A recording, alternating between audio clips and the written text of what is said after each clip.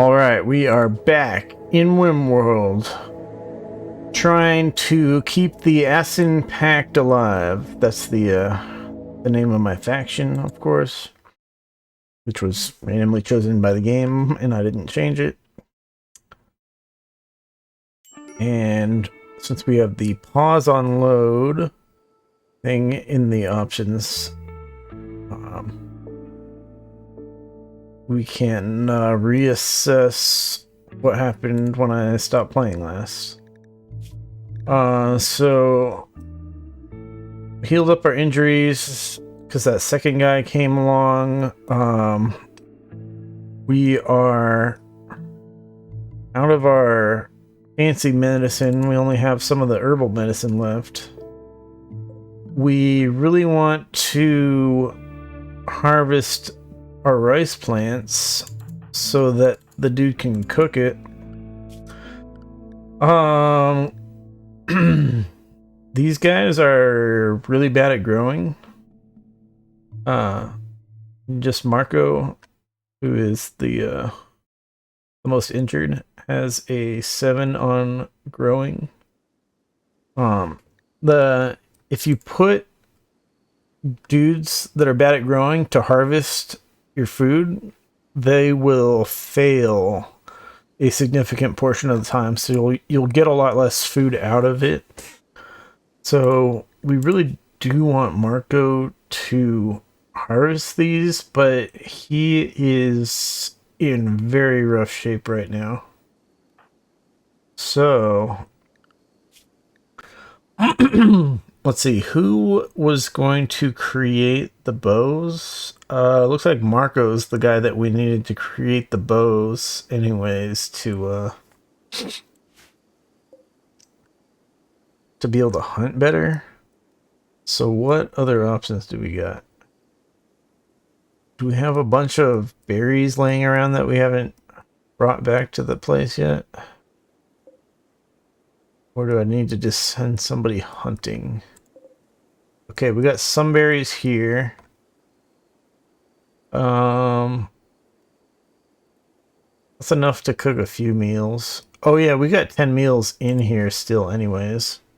So that's not that bad. We want to try to keep the other guys busy, essentially. This guy's gonna be going to bed soon to heal up, and let's see, where's he at on sleep? He doesn't really need sleep right now. So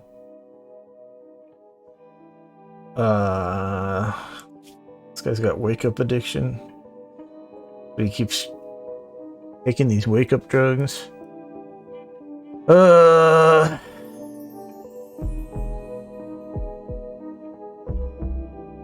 don't know. Trying to figure out how am I going to keep these other dudes busy. I think we can unpause it though. So let's see what this guy's got going for him. Mining, art, hauling. He'll do some research, I guess. If he's, well, if we took off bed rest, he would be doing research. This guy, really, we gotta deprioritize research right now. We need other stuff to happen. So the uninjured guy is our cook and our main construction guy. So that's kind of good. We've got enough wood to build these shelves here, which we wanted.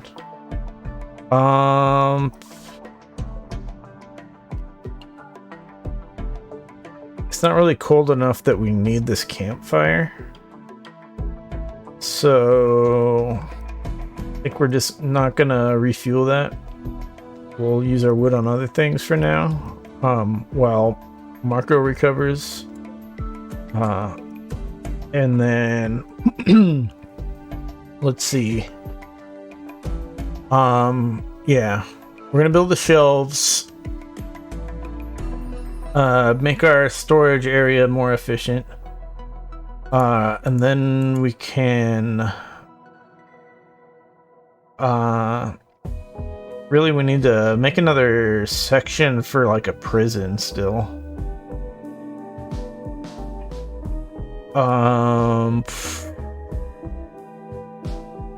Where do I want the prison? We got berries right here that... Oh. Yeah.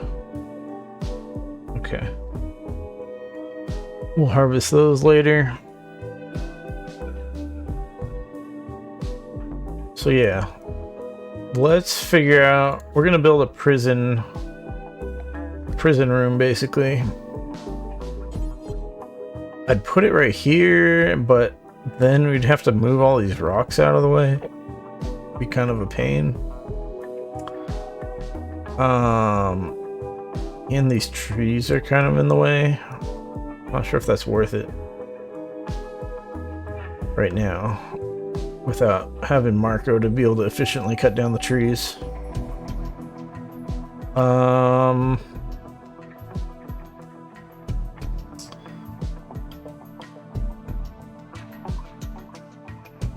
So many decisions.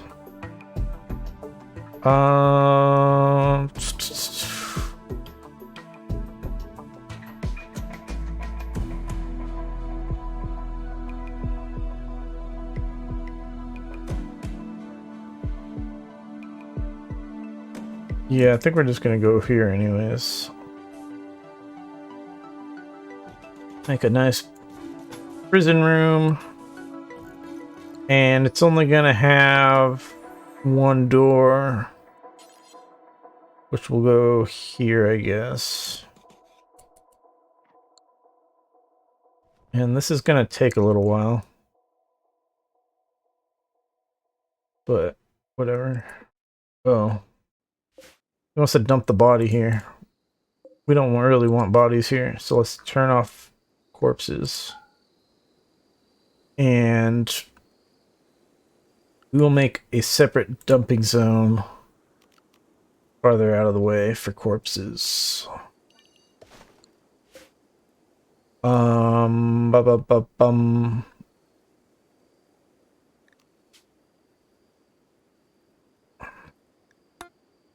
that, clear that. We will put all our human corpses there. And then we also want to go, what's it? Miscellaneous grave. And we can have them put a couple graves out here for burying those dead people. Yeah. But we'll do that later. He's going to bed right now. All right. We got a prison that we're gonna have. We'll need to put a bed in there. At minimum, a sleeping spot. But for now,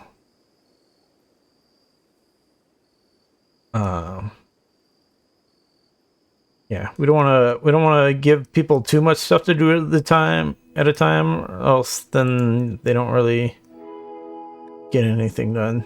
They kind of do some of everything. So yeah, let's speed up time here. See how much our dudes recover by morning. Great. The guy broke down.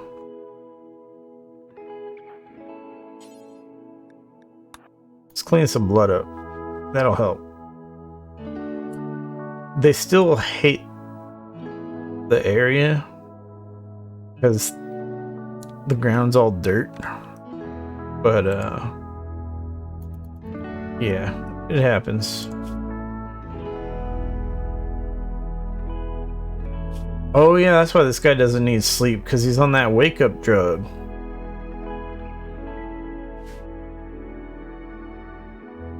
I think he just took some more of it. Now there's none left. So I don't know if he's gonna end up taking go juice without permission.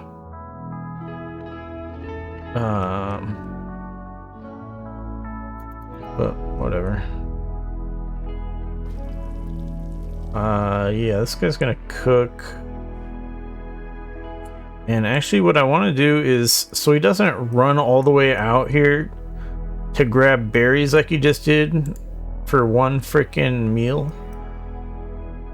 I'm actually gonna change the bills on the stove so that he doesn't go across the map just to get ingredients for something to cook. You can leave it on look everywhere, or you can change it to a certain stockpile to look for ingredients. Or what you can do is change ingredient radius down to something much smaller. And that means he'll only look in this area for ingredients to cook. So yeah. We'll do that there, and for the single meal we gotta do it as well.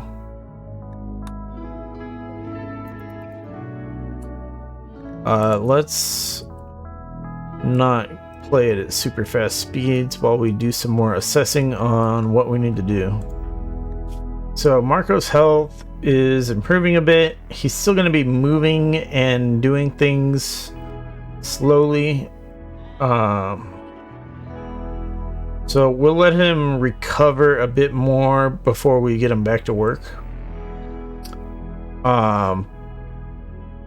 And yeah, his eye got crushed, so his vision's gonna be pretty much permanently screwed because of that, and that hurts in a lot of different ways as a minor kind of thing. But you can later in the game get a bionic eye to surgically give him. So you can replace his eye with a bionic eye, which is even better than a regular human eye. But that's a long ways away. That's assuming he even lives that long. I mean, usually your colonists don't die too frequently, so there's a good chance he'll live that long, but overall it's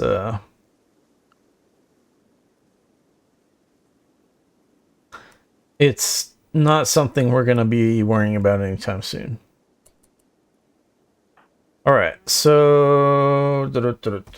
Oh, he's doing it again because he was going to get the next set of berries before I changed the thing. That's annoying. But now we should stop doing that.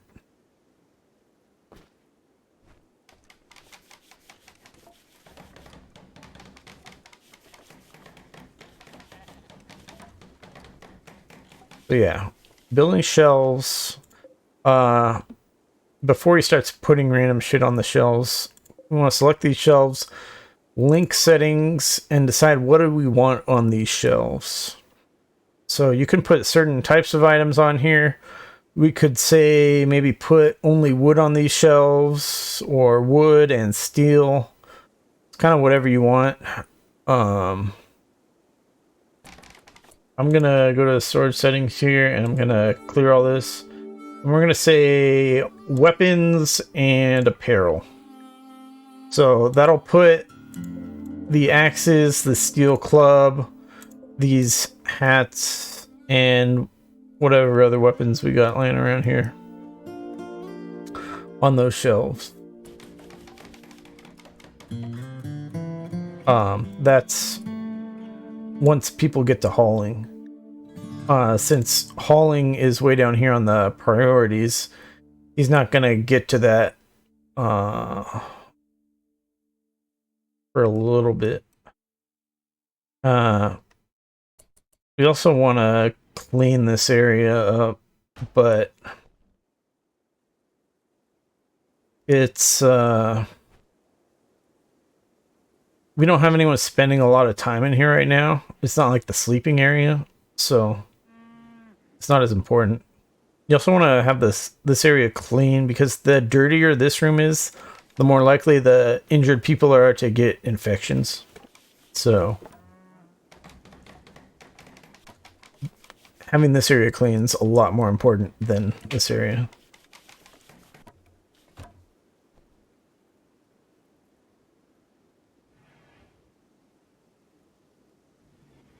Also for... Let's leave this door open.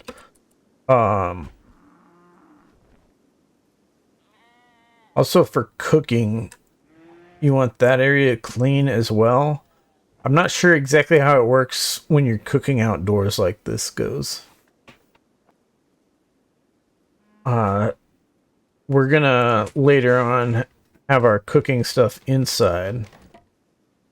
And then at that point, you hold Alt over an area to see for a room how dirty the room is. It's a cleanliness thing. So this room is very dirty. So that would be terrible to cook food in. But yeah. So for now, the stuff's outside, but there's obviously blood and stuff on the ground nearby, so I'm not sure exactly how that works.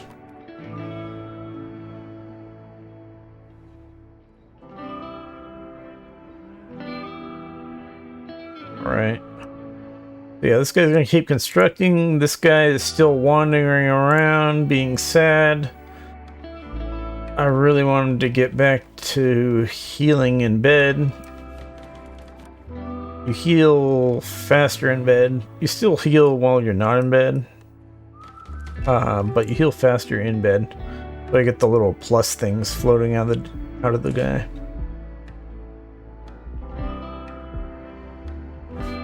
But yeah, we really need to get back to being productive as soon as we can.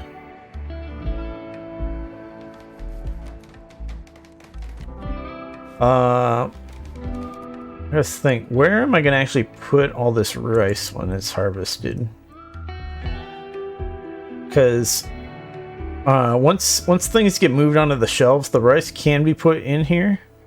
I'm trying to think, do I want extra shelves for the rice, or what I'm gonna do with that?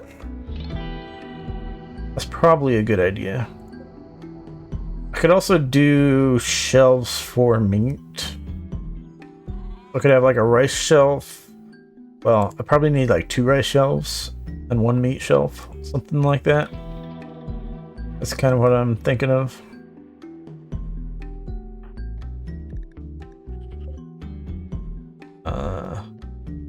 Stupid things counts as a gather spot, but we don't really want them relaxing here because this room is you can see the room's really ugly. There's like no comfort here because there's not like a chair to sit in or anything. The person will be unhappy about the darkness. So the campfire has this gather spot thing where people will chill around it when they're bored.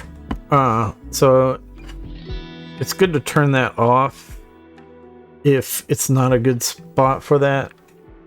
Whereas for a table like here, this will be a better spot because then they can sit down. And outdoors, when you're holding all these little numbers on the ground are beauty things. So you outdoors, you get sort of this little bit of generic nature's beauty kind of stuff, which is a lot better than in here, where then they hate all the dirt floors. And so he'll be happier if he's relaxing out here instead of in here.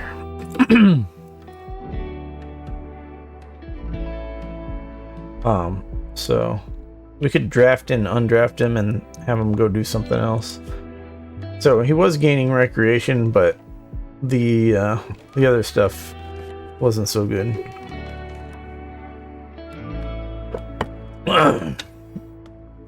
I think what we're going to end up doing to try to get this guy's construction skill up is we're going to try to build a bunch of stuff that we don't really necessarily need, but we just really need that construction skill up.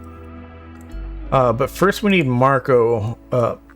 So the reason is we're going to need a whole bunch of wood so that this guy can build things. You can build things and deconstruct them, but you will lose like half the resources when you deconstruct them.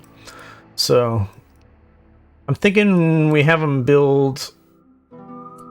Well, I was thinking stools, but the thing with stools is the work to build a stool is very little.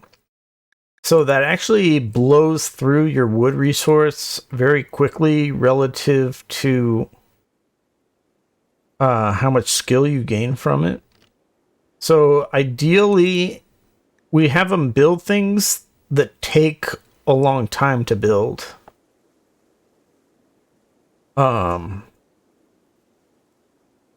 So yeah, that's kind of what we're aiming for.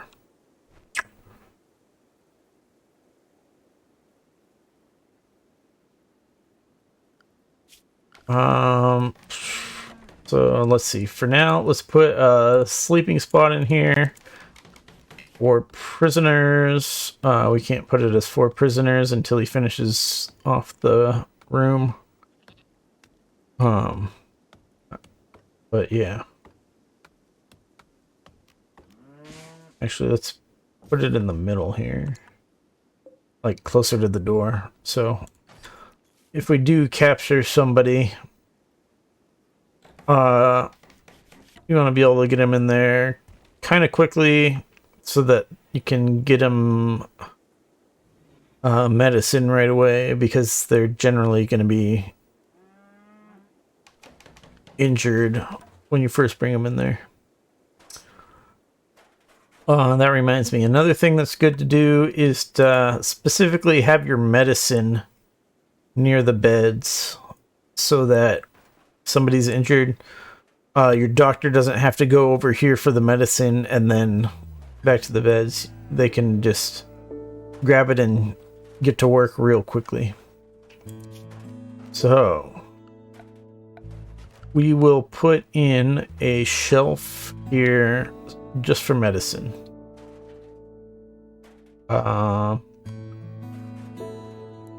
Put it right there, I guess. We are pretty low on wood now at this point. The good thing about the fueled stove compared to the campfire is the campfire perpetually burns. The fueled stove only uses up wood as you're cooking, so it is more efficient in these sort of situations. All right, Marco's health. How are we doing? Marco's looking much better. Medium pain isn't great. But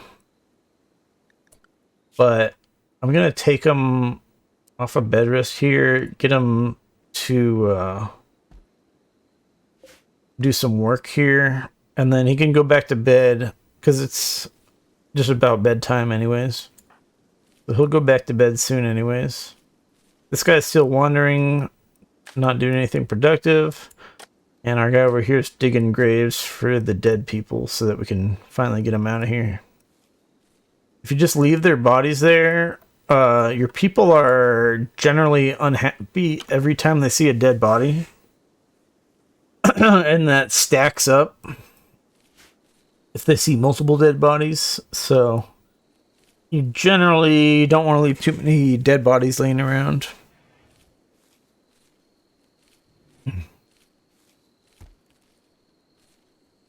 Alright, so Marco's harvesting some rice, which is good. When's this guy gonna stop wandering around? Our construction guy went to sleep for the night. What's Marco's sleep at? He doesn't need sleep. He does need food. He's gonna eat right now. And he does need some recreation because he hasn't had fun in a while.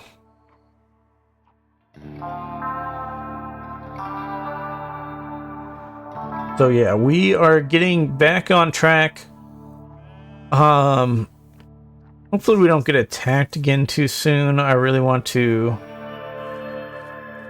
do some productive stuff. I kind of regret setting it to the strive to survive difficulty.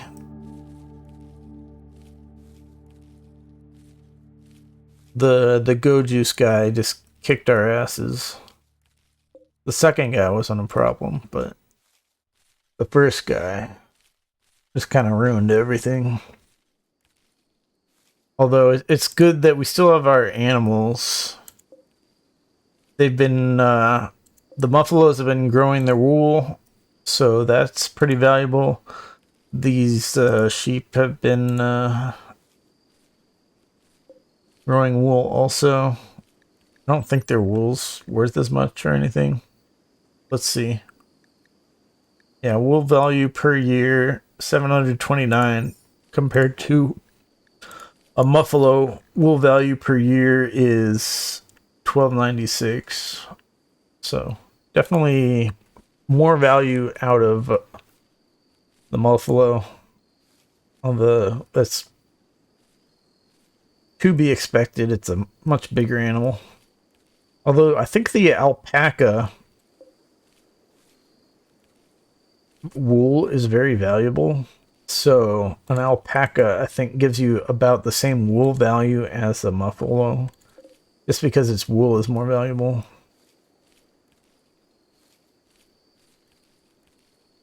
Anyways,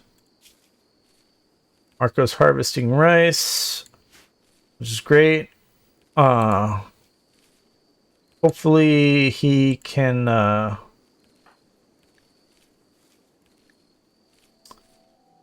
plant some more rice before he goes to bed. I'm not sure if that's going to happen though. And ideally, what we want to happen would be, we really need to plant another zone here. And what we want in this other zone is heel root.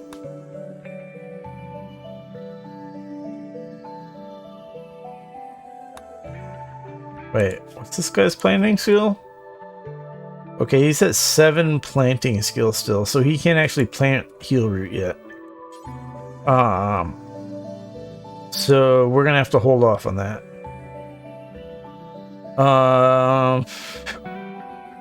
Yeah. We could plant some other stuff right now. I'm not sure what's really worthwhile. Cotton is useful, but it takes a while to grow, so we won't really have use for it for a while. Because also we're stuck on 3 people, so it's like we're like a ways away from the point where we can really use cotton, unless we send a caravan to trade with our neighbors over here. So our neighbors are very close. Currently we don't really have anything worth trading per se. We can trade some of the leather. We could trade these hats that people aren't wearing because they're wearing the steel helmets that we started with. But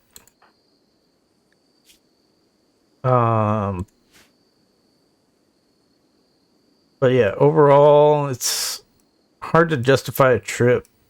And also, if you get attacked while your caravan's out there, it's like your caravan can get attacked, or your home base can get attacked while the caravan's out there. And I think they generally reduce how much stuff attacks you at once for those situations, but it really the prospect of it happening is very scary. Especially, it's like, do I send one person caravan And then if they get in a 1v1 with some guy with a knife and the knife guy gets in range, then you're screwed. Or like, or do I send 2 people, and then if the home base gets attacked, then the guy's got a 1v1 somebody, and it's like, it's very dangerous. So we want to get people healed up, get more defenses and stuff before we worry about trading, and also get more stuff that's worth trading. We could just trade them food. Like, you could trade them raw rice if you wanted to, but the rice, well, normally,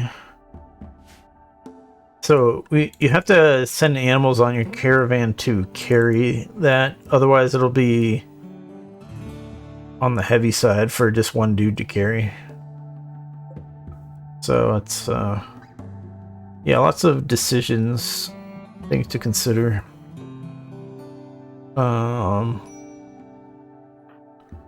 Did we have somebody who was good at melee? Shooting melee, and not good at anything. Alright. So it's possible that we'd be better off giving this guy like a knife or a club.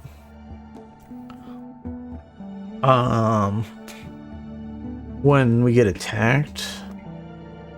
But the auto pistol is pretty good. Just because it's, like I said, it's got very good accuracy at short range. Once we start getting attacked by people with longer range weapons like bows and bolt action rifles and stuff, the auto pistol won't be very good unless we rush into a closer distance to where the auto pistol will be the better weapon.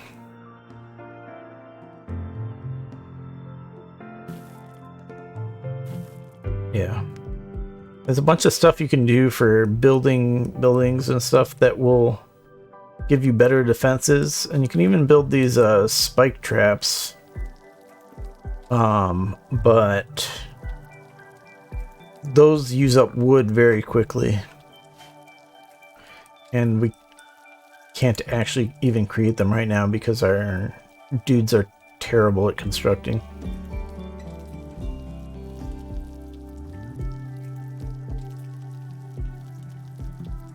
But anyways, yeah, Marco's taking a nap. But his sleep's about done anyways. So we'll get back to work. Well, actually, he's gonna chill for a minute, and then he'll get back to work. Meanwhile, this guy's done being useless for now, so that's good to see. And this guy's back to cooking a couple times, and then we will be at our limit for meals again, so we won't need to be cooking.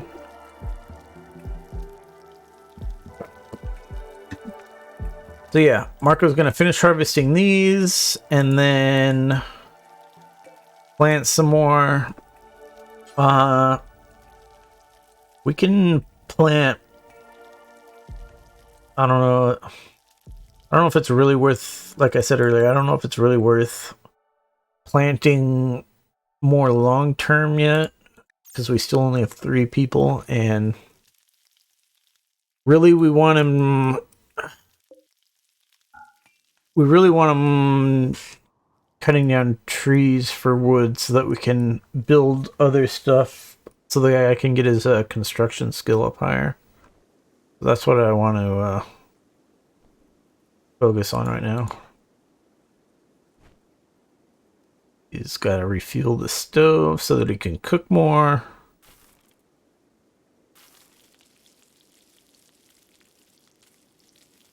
Where'd Marco go?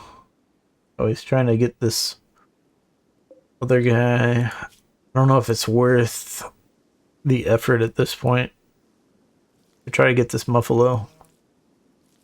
How many females do we have? We have 2 female Muffalos which are pregnant, so yeah, we don't really need this other Muffalo. So I'll just cancel trying to tame that Muffalo. It's not really worth the effort at the moment. We've got higher priorities.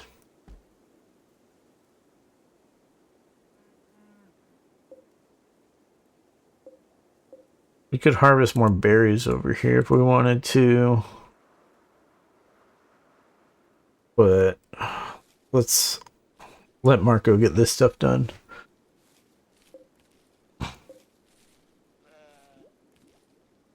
Marco's almost completely healed. Quest active, cache of supplies. So when you get a quest, it's going to have stars. The easy quests will be 1 star. So in this case, there's an item. There may or may not be enemies. And it's... how far away? 1 day of travel time away, but that's not really accurate, because what you're gonna do if you decide to go get that is you're gonna send somebody and you're gonna instantly see the travel time goes down, and then you add in your animals to help carry things if you need to.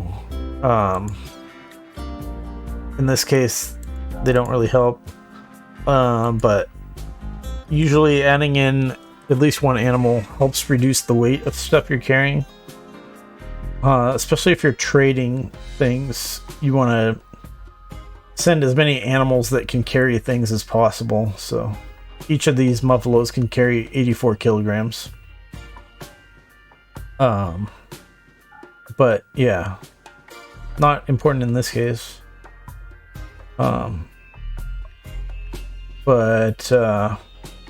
So yeah, you can get there in a half a day if we were to send 1 person, but we don't know what we're gonna run into if we were to go there. So it could be something that kills that 1 person if we were to only send 1 person. It's very risky to try to do that.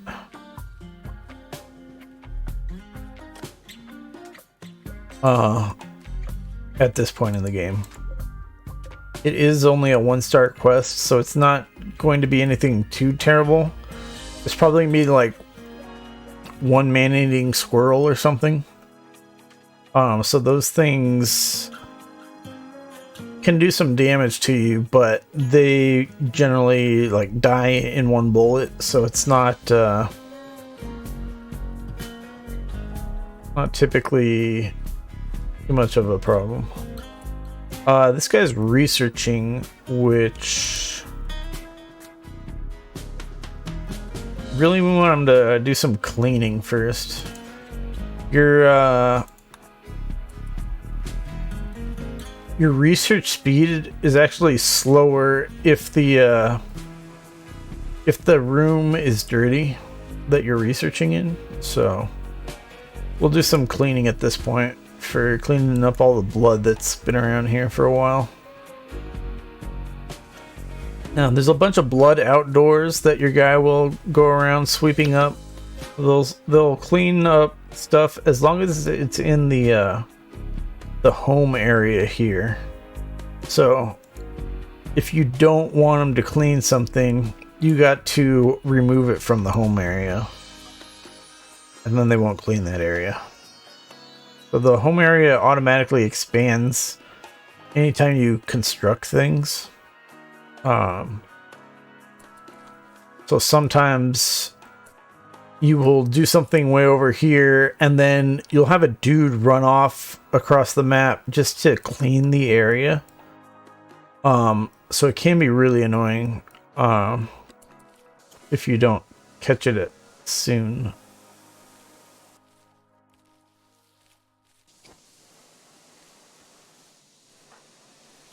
Have this guy prioritize cleaning also, just for the moment.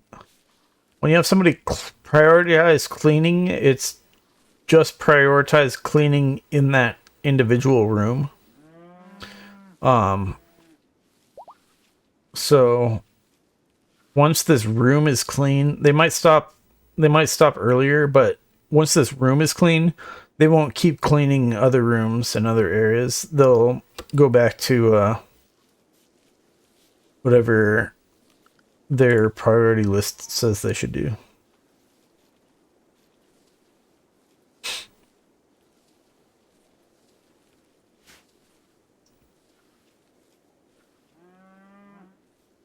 All right.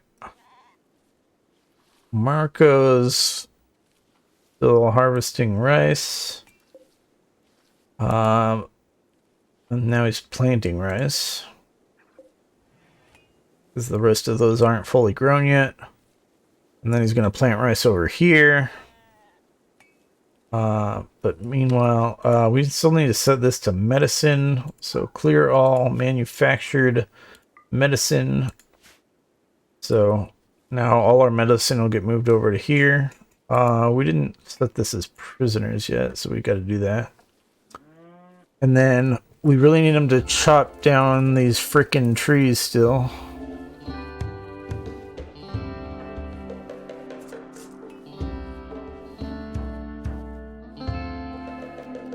I guess...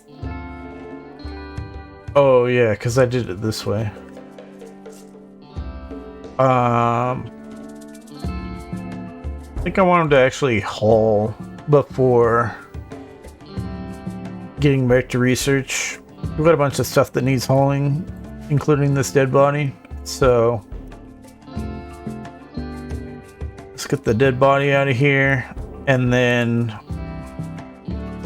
I don't know what exactly the priority is on here for like what counts for burying dead bodies. Because you have to construct graves, but burying bodies I think counts as hauling and not constructing or anything. So yeah, already just buried the bodies, so that's good. Visitors. Often when you get visitors, they will trade with you, but if the letter doesn't say that they have items for sale, then they won't trade with you. You'll get a little question mark next to them if they are tradable. So like if this got a question mark next to him with the dude selected, you'd right click them and tell them to trade, and that person would go to talk to him to trade. So the trading is based on a couple things. One is your character's social skill. So actually this is the only guy that even can do social stuff. But the other thing is relationships. If you have a character that has a personal relationship with the person that you're trading with, then it'll be something that shows up in here, and that will also give you a bonus to the trade prices. So it's something to keep an eye out for. It's not super common, but it's like unrealistically common. You'll get random stuff like, oh, Marco's cousin is part of the caravan here arriving to trade stuff with. So yeah.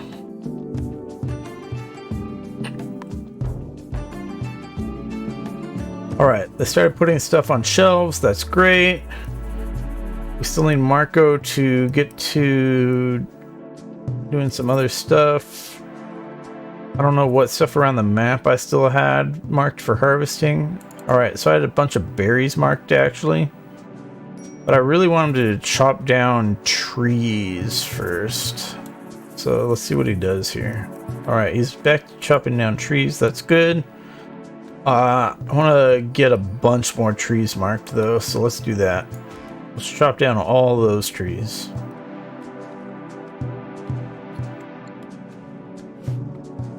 These other rice plants are going to finish growing soon. Probably before daylight ends. So he's probably going to stop chopping down trees in a couple minutes here to go back to harvesting rice.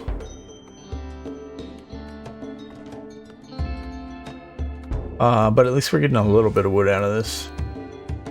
With that, we can create some more shelves, which will help a bit for our guy that's constructing.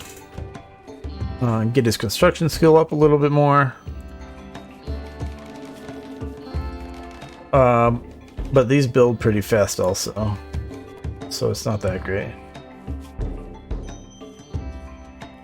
He's still quite a ways from rank 3, let alone rank 4, which is what we need for doing all that electricity related stuff.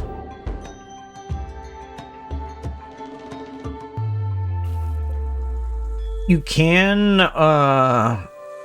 attack these guys and try to take them prisoner, basically. But obviously combat hasn't been going too well for us so far. So the chance of that being successful isn't very good. And also, it would anger whichever faction these guys belong to, which is the Toxro League. That's the yellow one here. So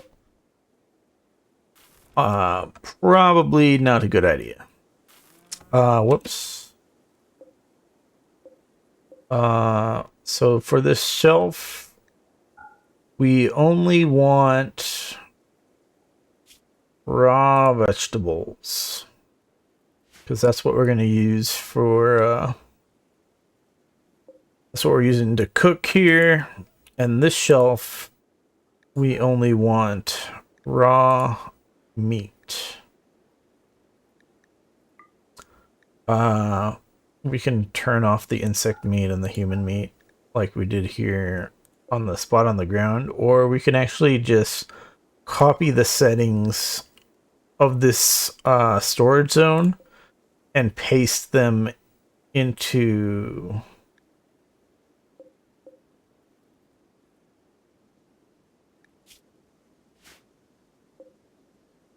I guess you can't paste the settings until it's finished building. You can paste the settings from a storage zone onto a shelf, but yeah, apparently not until after the shelf is finished being built.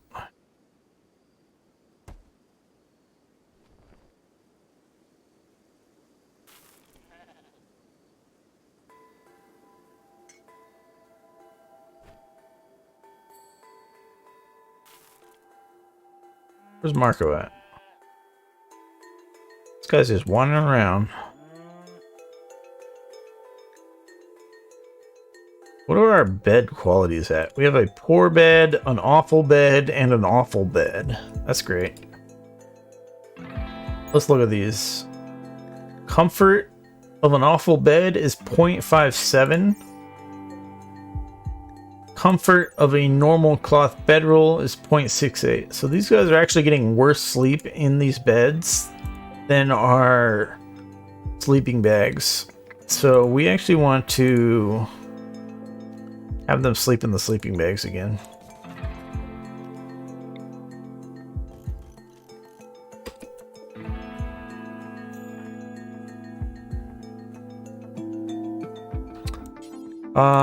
Let's do this. We'll have them wake up. Move those sleeping bags.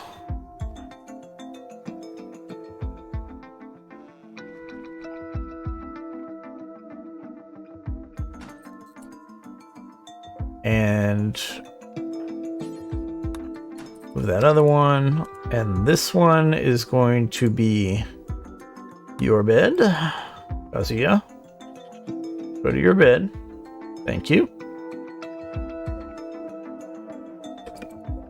What's the sleeping spot? Is there any comfort? 0.4.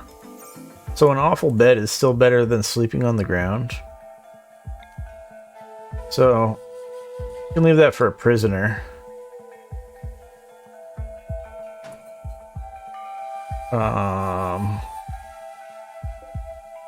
Let's see. Set owner. Reinik. Set owner. Marco. Yeah. They'll get better sleep now.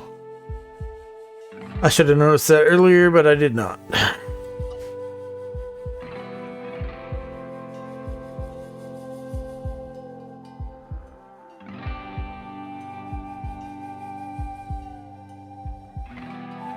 Alright. So our map is very wide open. One of the reasons people like to start their base in the hills is you can kind of narrow down the angles that enemies may attack from. In this case, we are susceptible to being attacked from any side. So it's very difficult to get defenses built on all sides. Not difficult per se, but it takes much longer to prepare defenses from attacks on all sides compared to being attacked only from one angle. So I'm really hoping we don't get attacked for a little bit while we work out some stuff.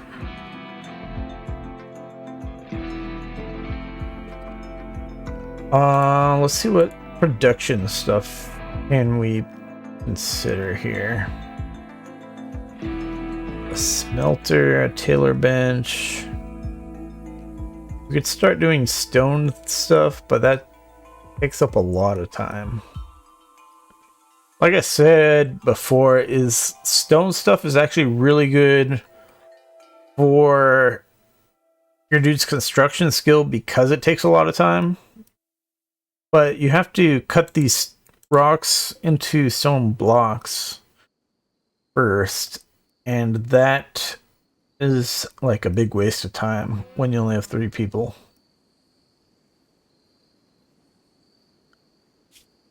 So yeah, let's see what else can we do.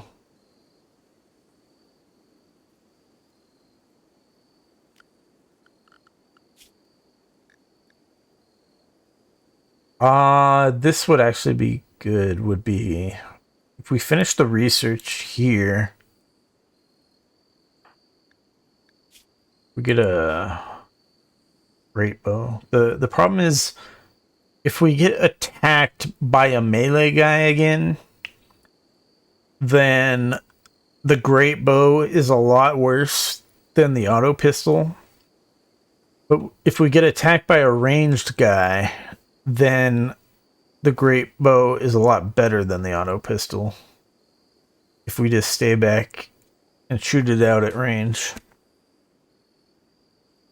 So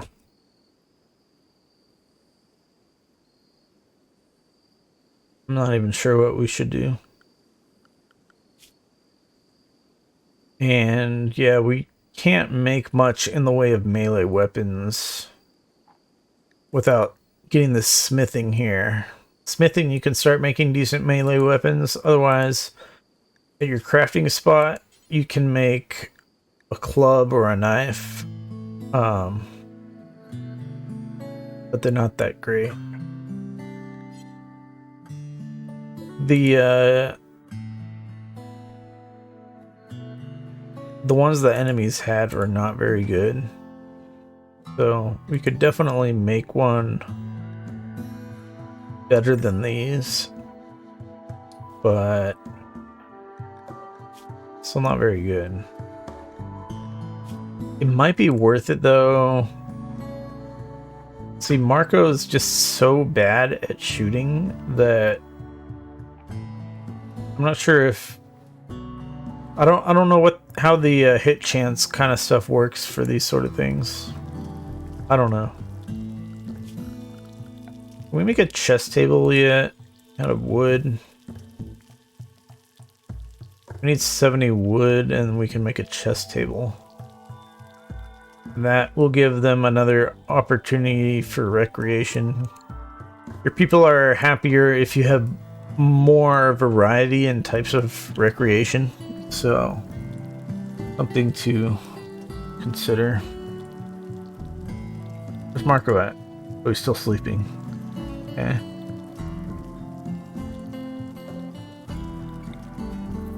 Let's put these other beds over here in the prison area and we'll get rid of the sleeping spot. And then what we're gonna do is hopefully Marco will chop down some more trees. It's time to wake up, Marco. Oh, it's actually only 5 a.m. still.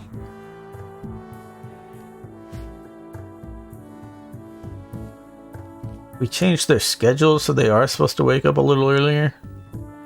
Because they're supposed to be going to bed a little earlier. But Marco was up a little late getting things done.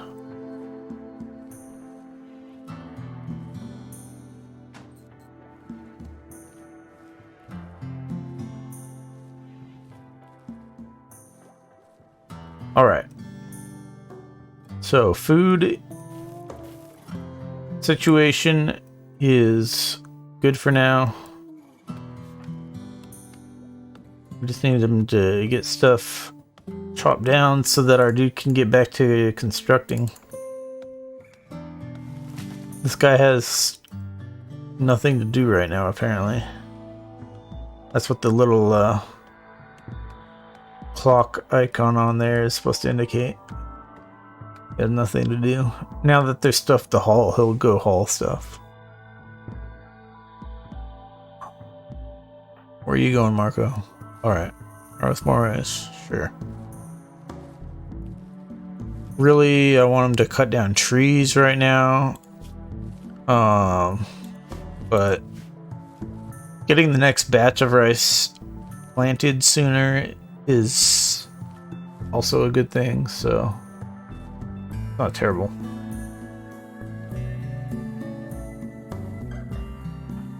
This guy should be hauling. Relaxing for quite a while here.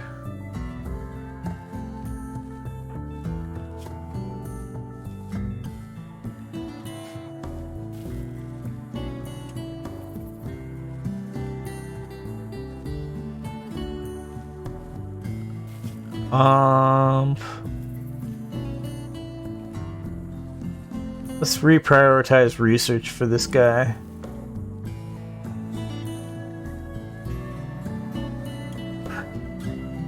Renix our construction and cook, so we don't really want him researching. We prefer the other guy to be researching.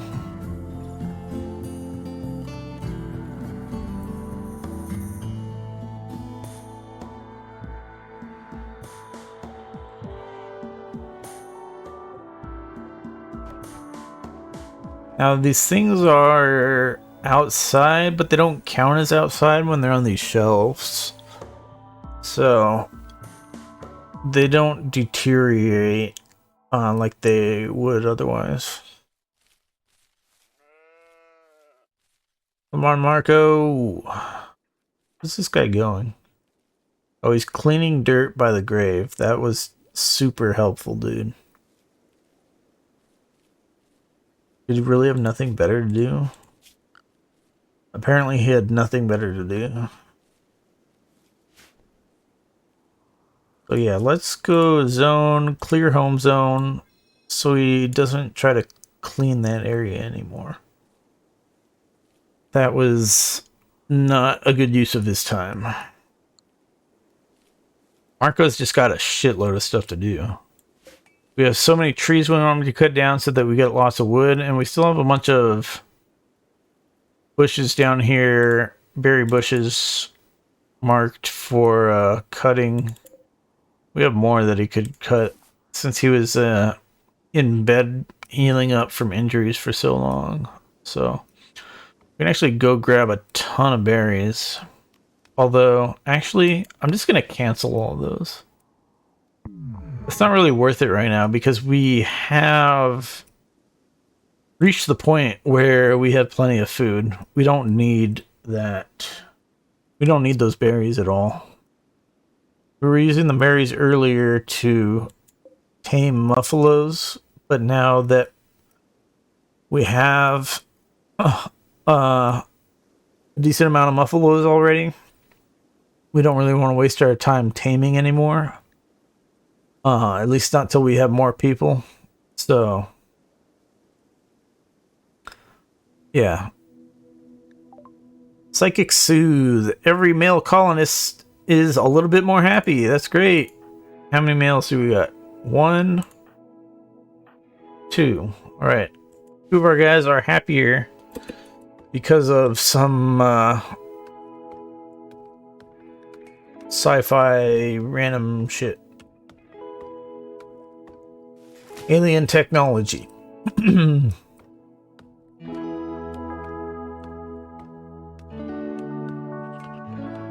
Alright, so yeah, we are getting some wood here.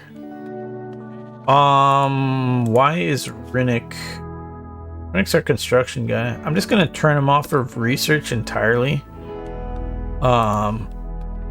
Because when he goes to research at a point where we want him to be constructing, then Kazuya can't be researching. We just want Kazuya researching, basically. Unless we need extra hands on dumb labor types of stuff, like hauling. So, let's see here. What do we want to build with our wood?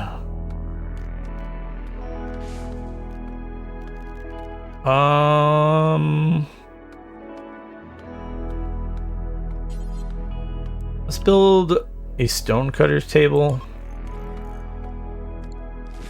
And let's build another stool for that.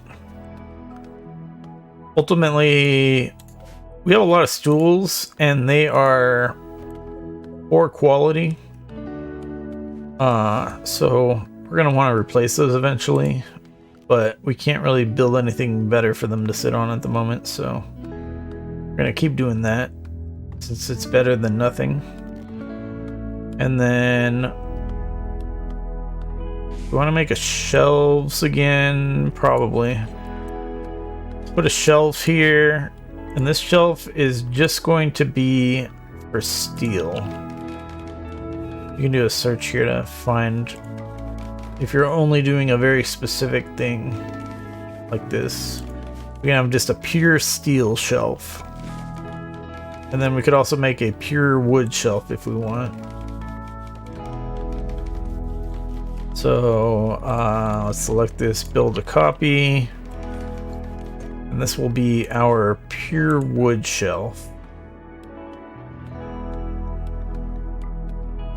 Just to organize our stuff a little bit better.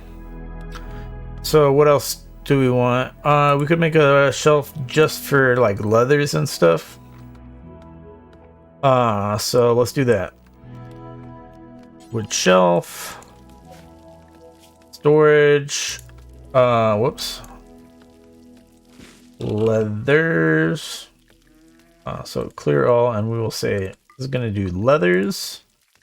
And then let's go back out here. We also want wools and cloths, and really just this whole textile section. So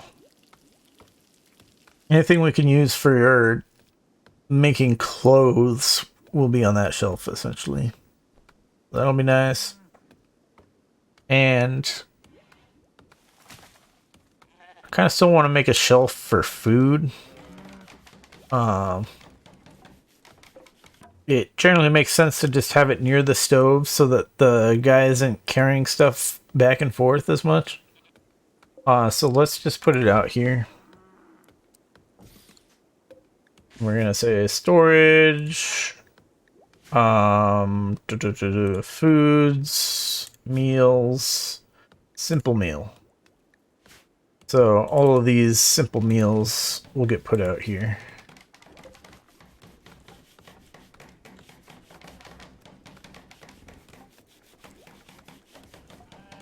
All right. Yeah, the stonecutters table here, you can see, takes a bit longer than all of the other stuff we build in building. And that's a good thing as far as increasing this guy's construction skill. But yeah, since he doesn't have an interest in construction, it still goes up so freaking slowly.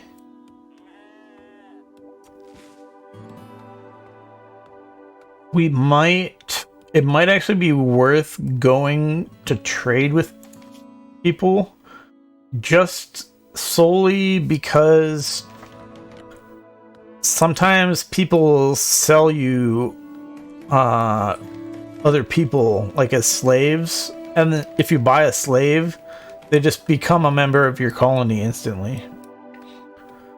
So it's very very convenient when that happens. Unfortunately, buying people is generally pretty expensive, and we don't really have the value to do that right now. Our stuff is not worth very much.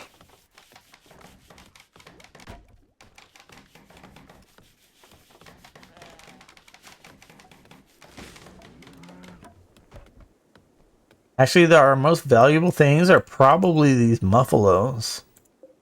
The muffalos are worth like a couple hundred silver each.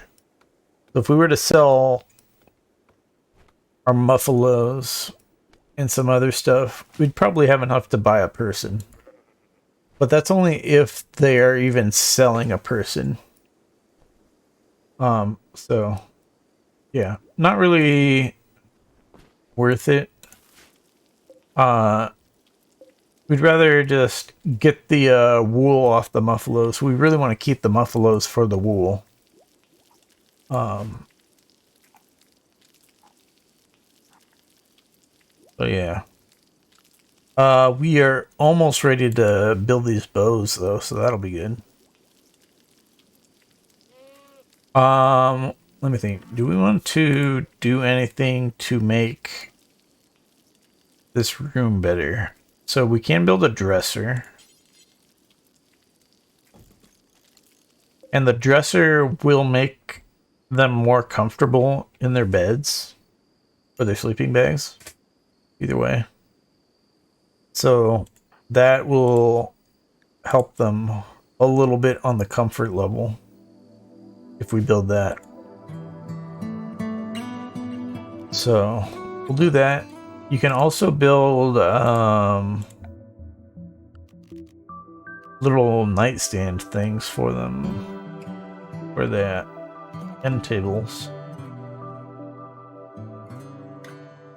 So the dresser puts more comfort level on every nearby bed. The end table is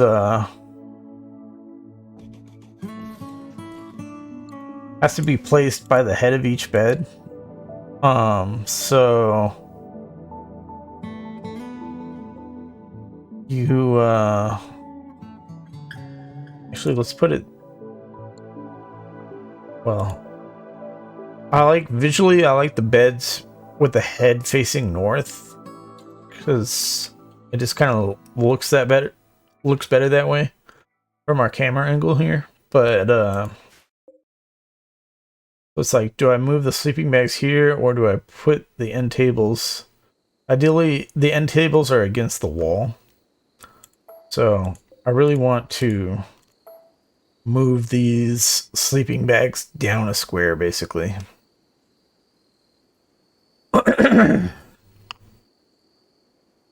which means I'll have to deconstruct this campfire.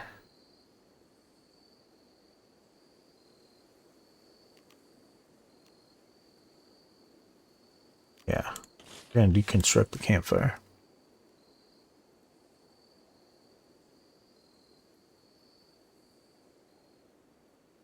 Let's see, is there anything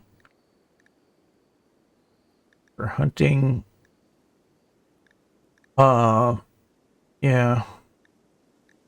So certain animals give you a lot more meat than others, but they also give you like different types of leather and stuff. So, for example, guinea pig leather is relatively valuable, although you don't get a lot of it from killing a guinea pig. We got cargo pods crashing. Let's see what we got. So yeah, guinea pig leather is pretty good. Ooh, devil strand, that's good. So we had to click allow here so that our guys will haul it back to our place. But yeah, guinea pig leather is worth a lot, but you don't get a lot for killing them. So it's not really worth hunting them unless you think you're gonna like kill them quickly. Like you've got good hunters basically. Whereas here, what I need to do still is I need to add, oh, we gotta, once we finish the research, then we're gonna add the, we're gonna create some, a great bow. Really, we only want our one dude hunting. No, we want two dudes hunting? Wait, what? Bio. Oh yeah, I was thinking I got the animals and the plants guy mixed up. So, yeah. This guy's our hunter guy. This guy is not a hunter. Wait. Why do I have Marco set as a hunter? Oh yeah, that's right. So he has a high animal skill also. I completely forgot about that. So it's kind of good to have Marco on hunting just to practice his shooting skill.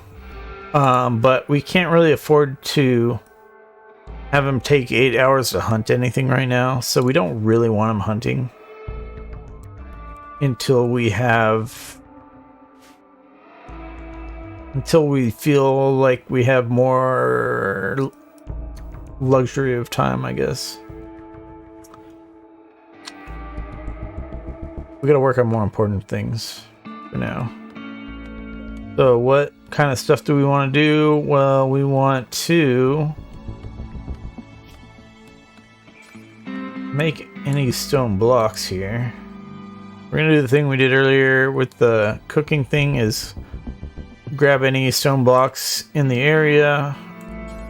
But for stone blocks, we're just gonna have them do it forever. And making stone blocks, we'll use this crafting priority here. So what's the priority of that gonna be? Do we want it doesn't really matter how bad people's skill level on this is. But you gotta see here. We can have this guy.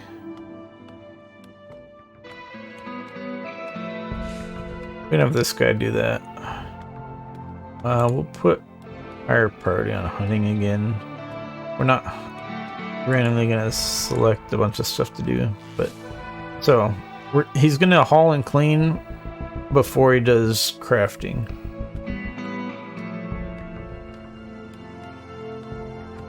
Yeah. I don't know why our handling skill was low. Maybe I deprioritized it because we decided to put less priority on taming earlier, but now we don't even have anything set for taming. But what we do want is when the wool on our muffaloes is finished growing, that handling skill is what they use to shear the wool off of the animals so that the next set of wool grows sooner. So we want some amount of priority on that. But yeah, we are soon going to build ourselves a great bow. And we'll look at the stats of that and the recurve bow. I'm thinking I might put a recurve bow on Kazuya. Or at least create one and then equip it if we get attacked by a ranged guy. Like I said previously, is that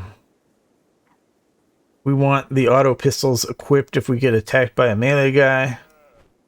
We would rather have the bows if we're attacked by a ranged guy, unless we decide to just rush a ranged guy with our auto pistols to get into a range where the auto pistols are more accurate, since the auto pistol's really inaccurate at longer ranges. Alright, so we got a bunch of wood, we got a bunch of steel. Yeah, we need to find other things we want to make with the wood. We could make more beds. We could make more tables. Like, anything we make's gonna suck, basically, but tables doesn't really matter. We could put a table out here. The reason we want a table out here is what happens is your dudes like to eat at a table. But if they're like out here somewhere and then they get hungry, then they will just stop to eat there if there's no table nearby. So if you put a bunch of random tables out on the map where your people might be, then they will go to those tables and then eat, so that they don't get that little unhappiness modifier. So obviously we're stuck with low quality tables as far as this goes, but just because the guy's construction skill is so bad. But that's how it is. We still need him to haul these Devil Strand. Devil Strand is very valuable. Like, not like gold valuable, but it's one of the best cloth type of things to craft from. You have to actually research Devil Strand just to be able to grow it, and it takes 10 plant skill to actually grow Devil Strand, which is really annoying that it doesn't tell you here. It tells you here if you click on it, minimum skill required to sow is 10. But yeah, I researched it before when I didn't have the plant skill to actually plant it, and it was like, oh my god, I just wasted all that time researching something I can't plant. That sucks. So yeah, we couldn't even plant it right now anyways. But I just noticed Marco does now have the skill, the plant skill, that we can plant the heal root, so we can make ourselves some herbal medicine stuff out of that. So we want him to go do that. Where is he? I was cutting stone blocks, so he'll move on to planting the heal root here in a minute. And we could have him plant some other stuff. Do we want to? probably worth it. Let's put another growing zone. We'll just make them all the same size, 6 by 8. We could also check here to make sure that we're not planting in an area that won't grow well. And we're gonna put in some cotton.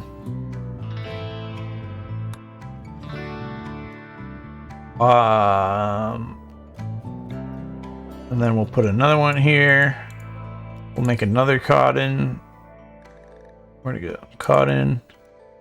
And then I think we're gonna even put in another section of heel root. I didn't realize I had paused. So let's do that. We need to move this stone cutter table so that we can have the space for that. Where's our other guys at? Okay, going for a walk, carrying some wood. We are kind of full up on wood as far as the shelves go. So the rest of the wood will just go into the regular stockpile zone. But yeah, we've got plenty of wood at the moment. We need to figure out more. What do we want to waste this guy's time on so that he will get better at construction? Could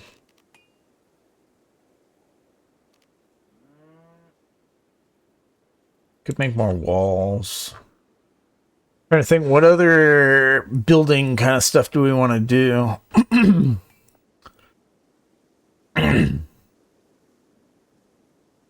So we're going to end up creating a generator, a wood-fueled generator, so that we have electricity. But I don't know, that's still kind of far away. We can also build walls that are just for defensive kind of purposes. So maybe that's what we should be doing right now.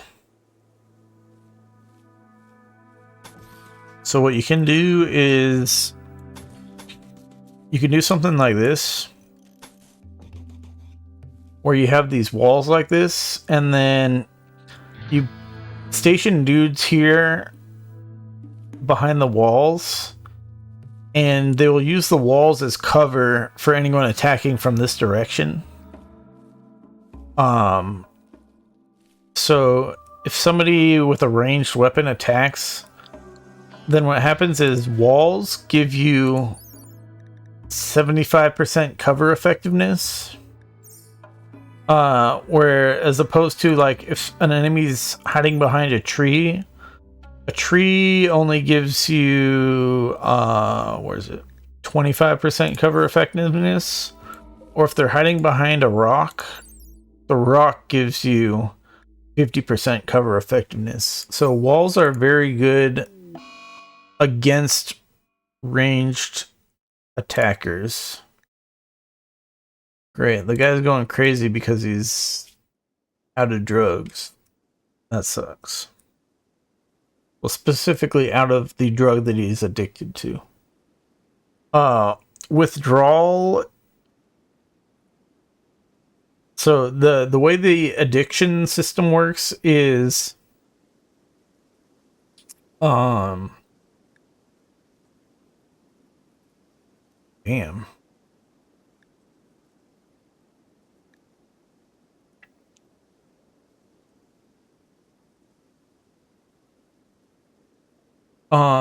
Sorry. The way the addiction system works is when someone's addicted to something and then they don't have it for a while, their need for it, when that gets to 0, then they go into withdrawal, and then this percentage counts up all the way to 100%. And at the point of 100%, then the addiction's gone. But they will be extremely unhappy if they don't get that drug until that point where the addiction's gone. So it gets like worse and worse. So the withdrawal gets worse and worse until it's finally gone. So yeah, so that's why he's wandering around unhappy. He's got this mega negative wake up withdrawal thing down here. So yeah, hopefully we don't get attacked for a little bit. I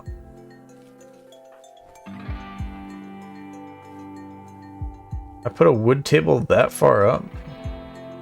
That was pretty crazy of me. Was that gold? Yeah, there's gold over here. Unfortunately, our dudes suck at mining, so we're not getting that anytime soon. Gold is basically worth 10 silver each, so gold's pretty valuable. If we were to be able to mine that gold right there, that would be like several hundred silver worth, basically. Since we used my custom starting thing, we have 0 silver still. As opposed to, I think you start with like 800 silver or something on the default start. But it's a crash landing. It's not really... doesn't really make sense to me for you to start with money, so that's why I don't. I actually want you to move this thing first so that we can get this other field set up for Marco to keep busy. Heal root. And then he'll end up moving these out of here. Let's actually delete this zone here for these chunks. We don't want them putting chunks in the prison area. The stonecutters stuff, they'll pull chunks out of here. Solar flare just shuts down all electrical stuff. We don't have any electrical stuff, so we are not worried about that. Not yet, anyways. Alright. So, oh yeah, so I needed to move these down one, so that I could build those end tables so that they sleep a little more comfortably.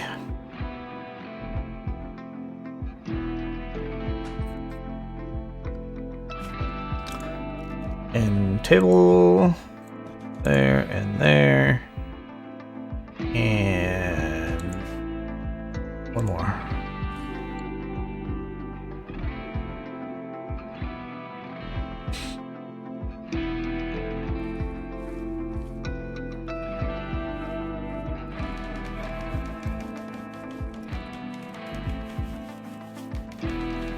How's your construction skill coming? 1,600 out of 3,000.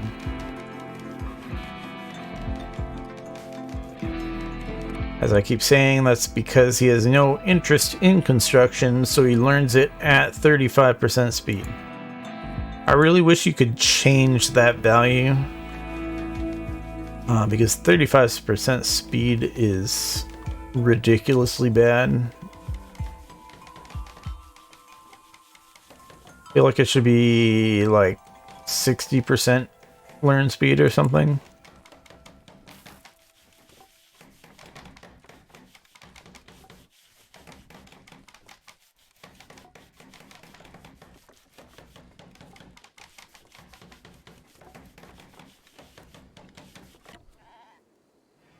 All right.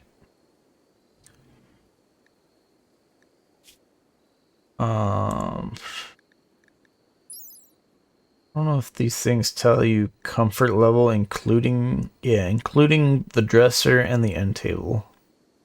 So 0.78 comfort level on the sleeping bags is okay. If we could build some decent beds That would still be better than the sleeping bags, though. Exotic goods trader. And we have a relationship.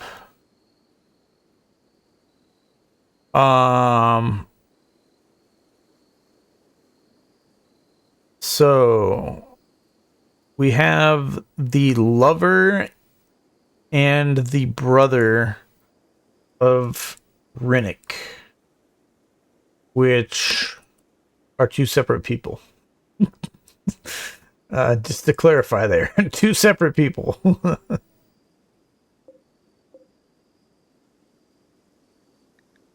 So who's got my social skills here? My social skills, where am I? Warden comes from social skills, so Kazuya's the best social skills, but Rinnick has the relationships, but I don't think the relationship does anything for trading if it's not the person that you're trading with. It's somebody else in the caravan that's the brother. All right, this guy's the brother. And then which one's the lover? Roman is the lover. So yeah, I'm not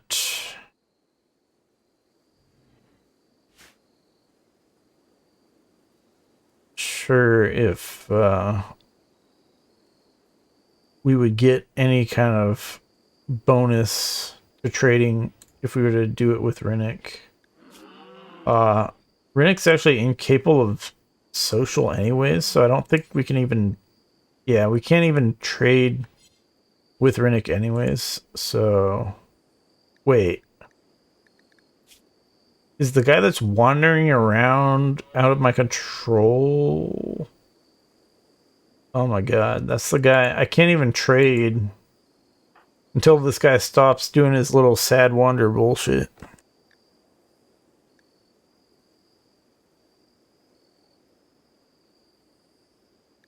So annoying. Oh, we did finish the research on the great bow, though. We can look at the stats on that. So a great bow...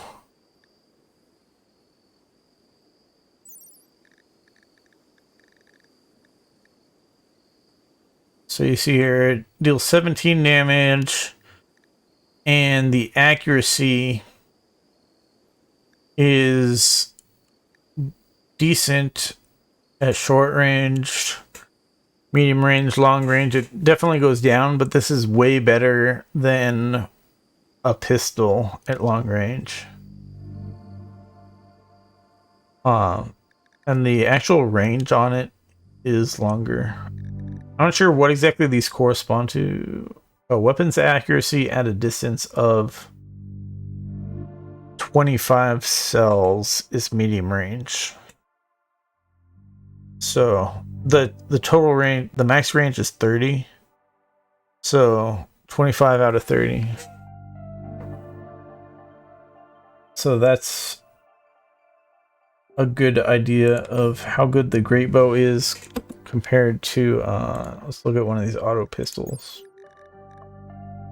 That's not what I want. We want to look at gear, auto pistol. So range of an auto pistol is 26, so it's slightly shorter range, and the accuracy at that range is significantly lower. So that's why I was saying the great bow is a better weapon if we're fighting a ranged enemy.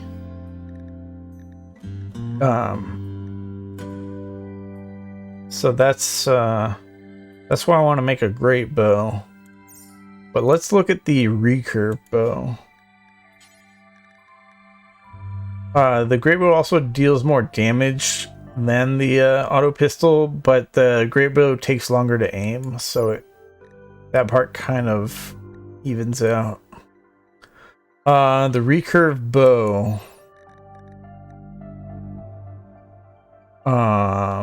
Let's see. So the recurve bow is very similar to the auto pistol, probably a little worse than the auto pistol. So it's got better. So 65% medium range. What was the auto pistol again? I want to check that. Gear, auto pistol.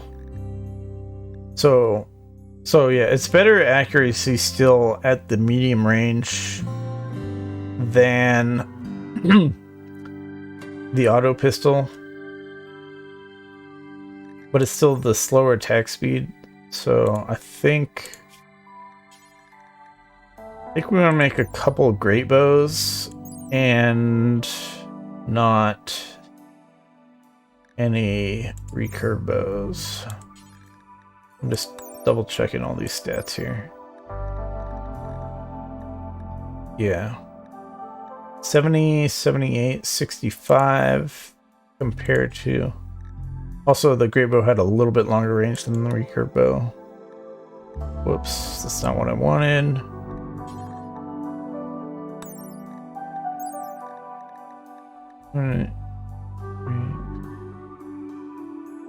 Alright.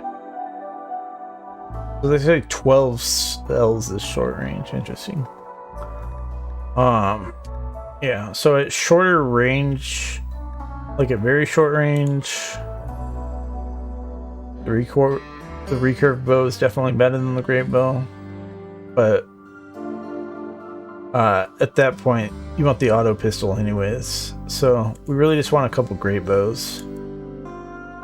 And then what we're gonna do is we're gonna make sure that it gets crafted by our best crafter, basically. You can click here, any worker, and you see Marco has 10 crafting. So we can manually assign this so that only Marco does this. But it also has a minimum crafting skill required to make a great bow, so none of these other guys could even do it anyways. So it sort of doesn't matter, but we'll just leave it on Marco. So that's going to take... well, that's going to use our smithing skill to do, I think. But yeah, that's going to take a little while. But yeah, as far as priorities of when it's going to get done, it's going to use the smithing skill. So Marco's going to finish doing all the plant cutting and growing type of stuff before working on that stuff. In the meantime, we are going to pray that this guy stops doing the sad wander bullshit so that we can trade with these people and at least sell some things. We want to at least sell some things. Just to get some silver. There's I think it's at exotic goods trader. Yeah, exotic goods trader, so they're not gonna necessarily have anything that we want to buy at this early stage in the game, but it's possible that they do. If we could sell some stuff and we could potentially get a decent gun, that would be great.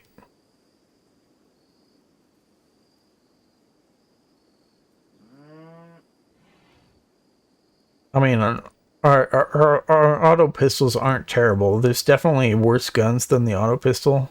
Well, really, the revolver's worse. And that's basically it. But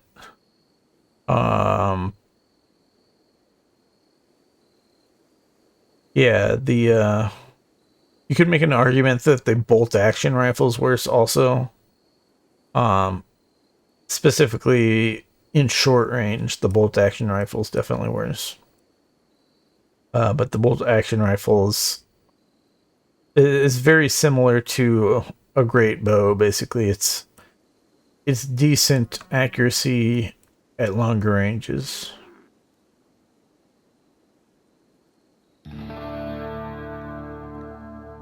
So yeah. Please stop doing the thing. Psychotic wandering.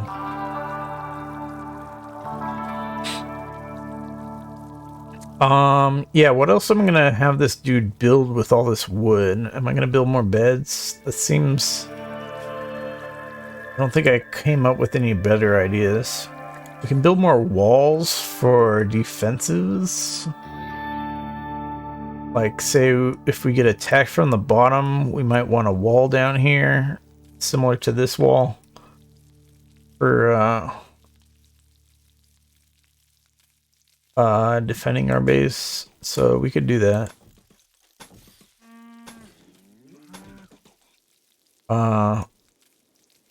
Kind of making these bigger than we need at the moment, actually, because we only have 3 people in our entire colony. That's kind of silly, but yeah. Now, this is kind of annoying. So if we build a wall here and then enemies attack from the north, they're going to hide behind these rocks. And the rocks give 50% cover, which is pretty good. So we don't really want the enemy able to hide behind rocks if we're going to engage them with a ranged battle. So you can do different things. You might put your wall, your defensive wall out here so that they end up hiding behind trees over here instead of behind rocks. Assuming the enemies have ranged weapons.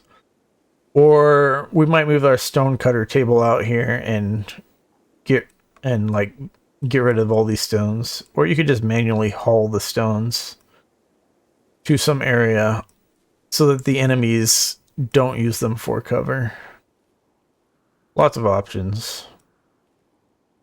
But pretty much whatever you do is going to take time, which we don't know how much time we have till the enemies are going to attack again.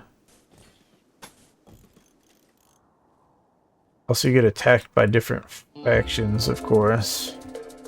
So sometimes, well, let me put it this way. I'm not sure if you make more friends, like if you turn these other factions neutral, I don't know if you actually get attacked less overall. Or if you just get attacked more often by the other factions. But also, some of the negative events that happen in the game, they happen sort of instead of you getting attacked by factions. So, for example, if you have a lightning storm that lights half the map on fire, then usually you don't get attacked like at the same time as that.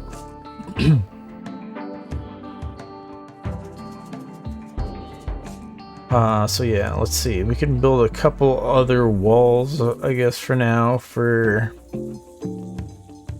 how we want to defend against attackers. Let's say we'll put one out here for people who are coming from the east. And then, I don't know, somebody could come up from this angle and things wouldn't be so good for us. So maybe we'll put a wall here also. Very hard to say what's gonna happen. And then what you can do later on, when you have more time to worry about these sort of things, is say you want to defend here, but enemies coming from this diagonal angle doesn't really work well for you. Then you could build like a wall out here so that enemies can't actually come from that angle. They have to walk around the wall, or they can destroy the wall, but usually they'll just walk around the wall instead of messing with a wall that's in the middle of nowhere. So that's another way that you can sort of help funnel enemies to a certain direction that you want them attacking from. How's your constructing skill looking? 2100 out of 3000 to get to level 3. We still need to get to level 4. So, still a ways. Let's try building those more beds right now. What's build copy button? There it is. So beds are... I thought they took longer to build. I guess I was wrong. Maybe this isn't worth it. I might just have to make some of the frickin' stuff out of stone blocks. I forgot I already started on that, so... it takes longer to plant this heal root than other stuff, so that's why Marco's taking kind of a long time here. As far as their health goes, their things shouldn't be taking too long. The permanent injuries do make things take a little bit longer, but not super long. Also, if we get a normal quality bed at some point, that'll be better than these sleeping bags, so we will replace the sleeping bags if that happens.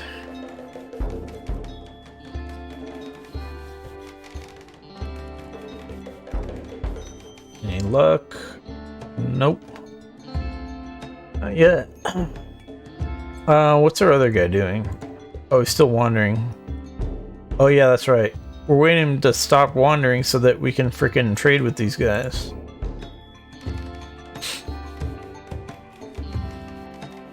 Wait, did he finish?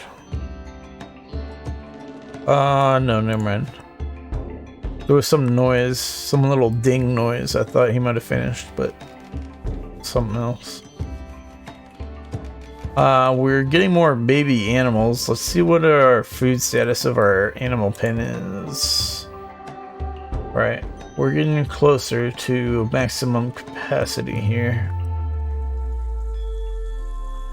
So we can definitely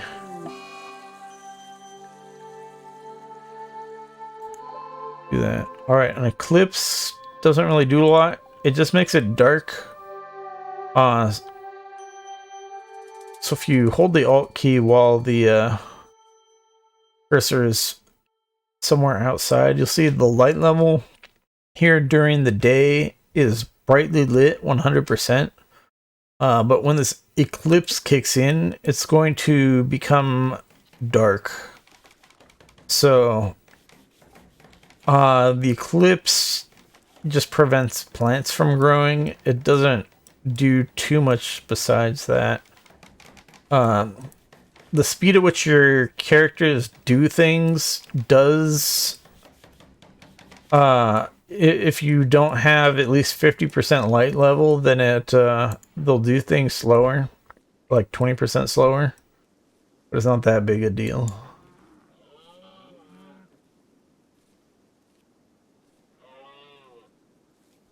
The eclipse just really sucks in certain situations.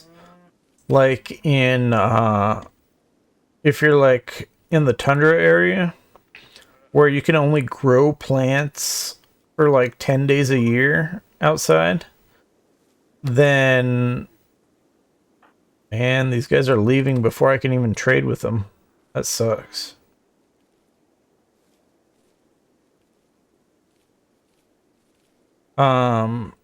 Sorry, yeah, so when you're in the tundra area, the eclipse, if that happens when you're trying to go plants, then that's where it really screws you over.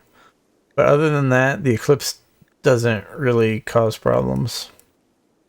The solar flare is usually what's a lot more annoying, but since I don't have electricity yet, that solar flare that we had earlier was not a problem at all.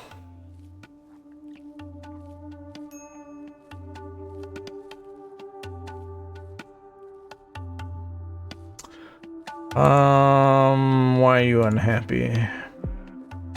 Minor pain, awful barracks, darkness. Oh, you know what we can do? We can improve the barracks by putting wood floors in here.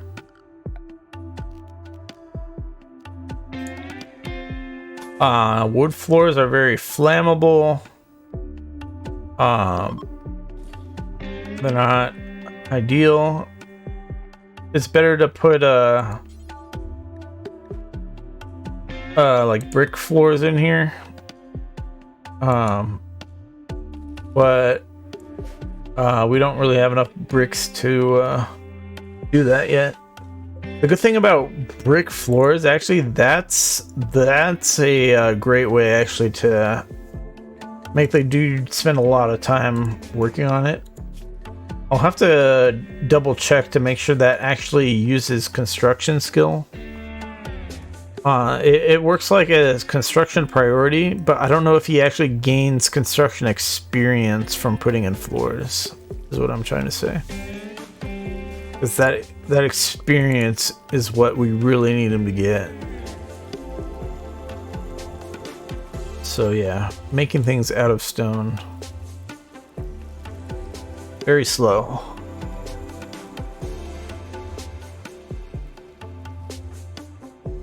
This guy's still psychotic wandering.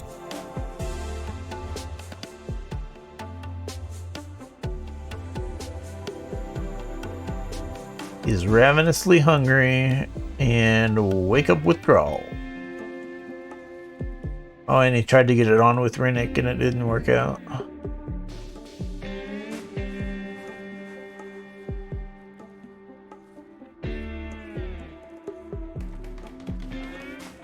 Go, Rinnick, go! But now instead of -3 on the beauty for each spot of dirt or each square of dirt floor, we now have 0 beauty for the wood floor. If you put in the stone blocks for the floor, then you'll have 1 beauty for each of those stone brick floor tile things. So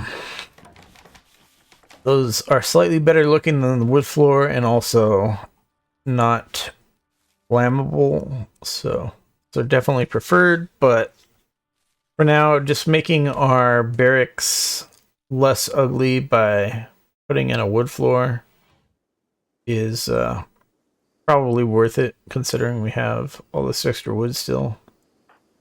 Kazuya is finally done wandering. Let's see. Yeah, things aren't great, but hopefully he finds his bed comfortable enough.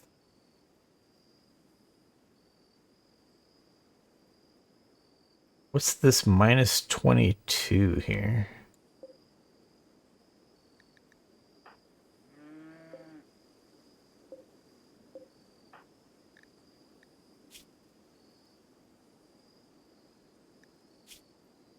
Interesting.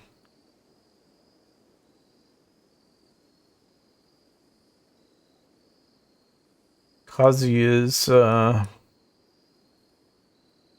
nudist, so they're actually a little bit unhappy about wearing clothes.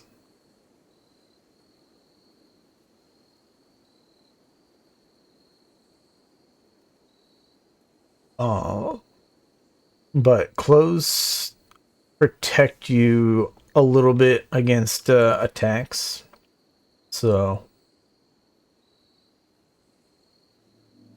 usually you put clothes on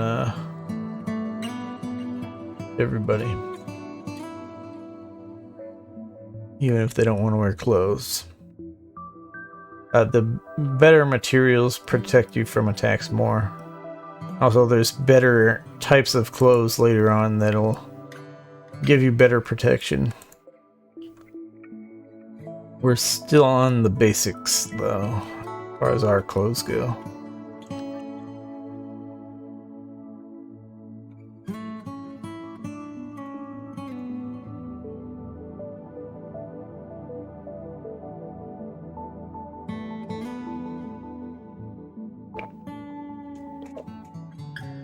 All right. So I'm thinking.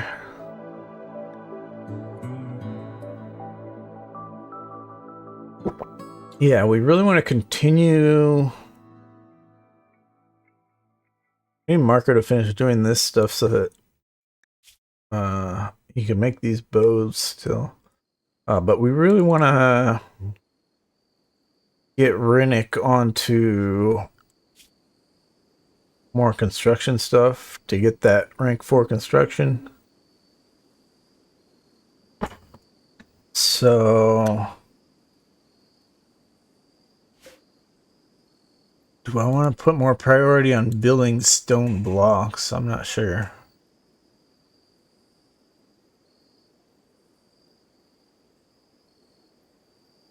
And also hold open this door because they're going to be going in here for chunks to build.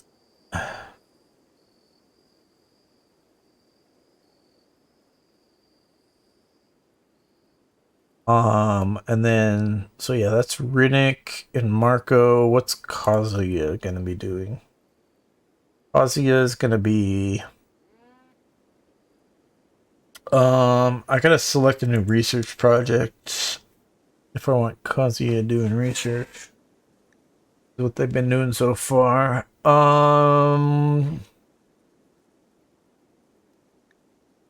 We can start working towards smithing so that we can get better melee weapons, and that also is a requirement to start learning stuff to be able to create guns. So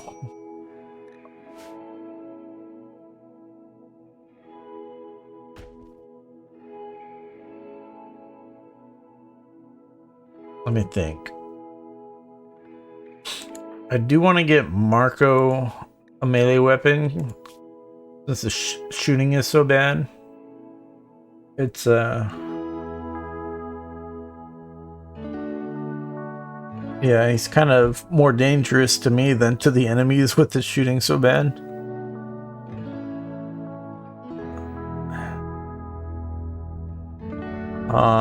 But maybe I just have him use a different weapon for now anyways. I'm not sure. For now, we'll just leave him with the auto pistol, and then if we get attacked by another melee guy, I think we'll have him equip a melee weapon while the other guys stick with the auto pistols. And then if we get attacked by a ranged guy,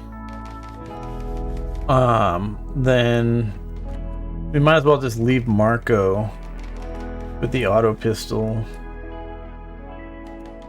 We could give him a bow also, but really it's going to be Rinnick and Kazuya doing all the work if it's a ranged enemy. We don't want to run Marco into melee because then Rinnick and Kazuya might accidentally shoot Marco while trying to kill the enemy, so not a good thing. The hell is going on?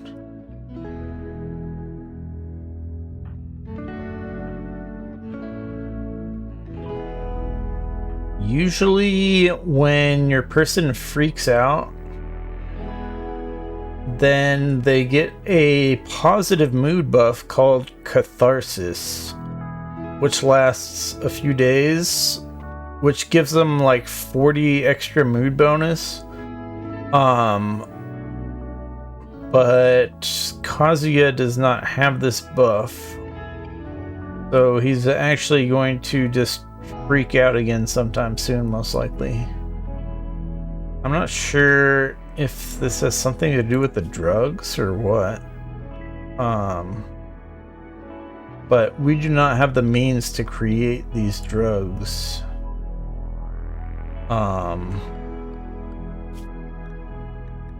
You have to get drug production and then wake up production to be able to create those drugs. And you'll have to also create certain plants. I think you have to grow certain plants, and then you have to have also um some other crafting material thing, reagent called neutroamine, which I don't know if there's any way to get it besides trading people for it. I don't know how to actually create it, if it's even possible. So we can't really do anything about the guy's wake up addiction, basically. What we could have done earlier is you can actually you can actually burn drugs in the campfire just so that people can't use them. So if we had somebody with like a go juice addiction, for example, we could just burn these so that they can't use them anymore, and that kind of forces them into the withdrawal instead of being able to continue their addiction. So that's a consideration. See, we are at 12 herbal medicine right now. So having more will definitely be a good thing.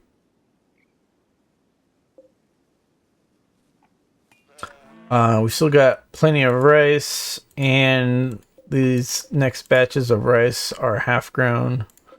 So we are gonna slowly get more and more rice, which is gonna overflow into this stockpile zone because we're growing like twice as much as we need. But yeah, that's all right. It's good to have, it's better to have extra rice because the rice stores very well for a long time, as opposed to not having enough rice. I just noticed the temperatures have gotten a bit colder here, so our people are gonna end up being unhappy about sleeping in the cold because of that. So I could build another campfire. Where's that campfire? So that will help a little bit.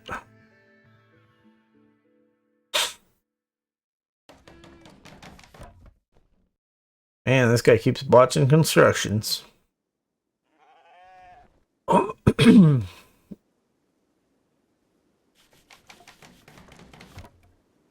Damn, dude.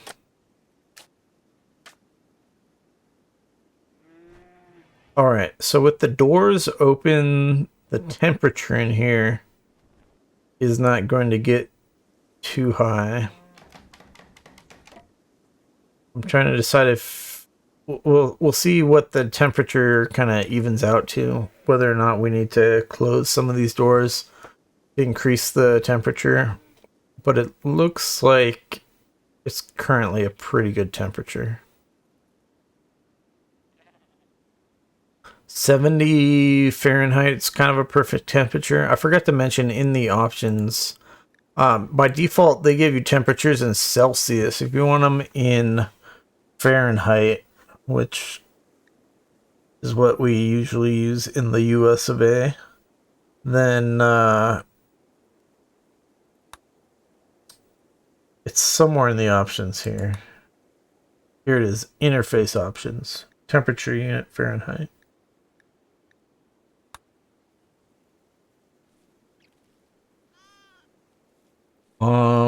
Where's our people at? Oh, they're finally collecting that. Devil Strand. Like I said earlier, the Devil Strand is relatively valuable. Like it's more valuable per piece than cotton, or probably most, if not all, types of wool. We can see that here. The value per piece of Devil Strand is $5.50 or 5.5 silver. So I don't think we have an easy way to see how much the wool of a muffalo is worth right now. Oh, we could look at... Wait, go back here. So we know per year the value is $12.96, and we get 480 out of that. So the wool of the muffalo is only worth like oh, here it is, 270. So it's 270 per piece of wool. So the Devil Strand's worth about twice as much.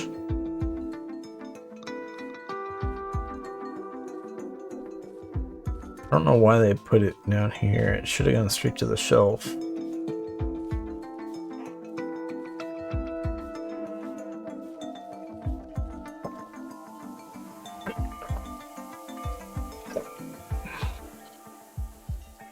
Oh, I was thinking it's nighttime. It's the stupid eclipse. I forgot about the eclipse. Alright, looks like the eclipse has gone away. So yeah, maybe the campfire is actually gonna be overkill. You see the temperature is going pretty high there in the room.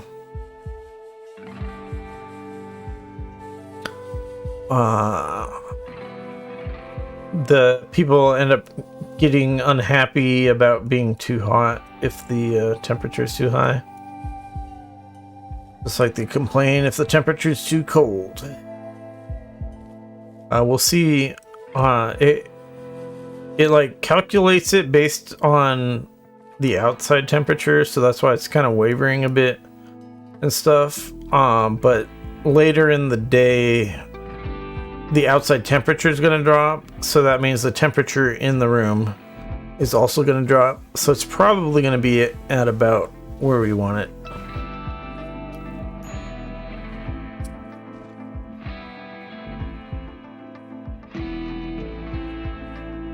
Wait, why is this guy idle?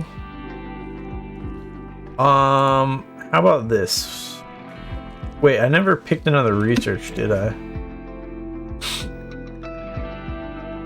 So this stuff is all electricity-based stuff, which we're still a ways away from, just because we don't have anyone with construction skills. So I think we're just gonna go for smithing, and then with that we can build a guy like some kind of steel weapon.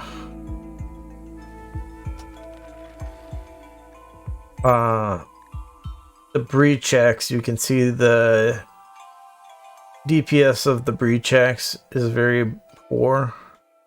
It's barely above punching guys when you have a ranged weapon equipped. But if you look at some of these other weapons, actual weapons, like the Gladius here, the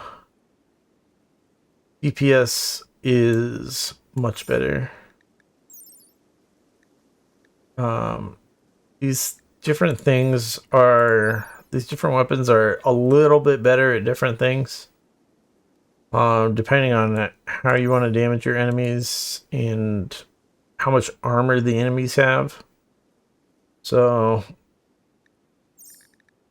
but also some of them just take more materials to make, they take longer to make. and they end up being worth more. So, let's see. It looks like the Gladius is worth the most, so that's probably the one we want to make.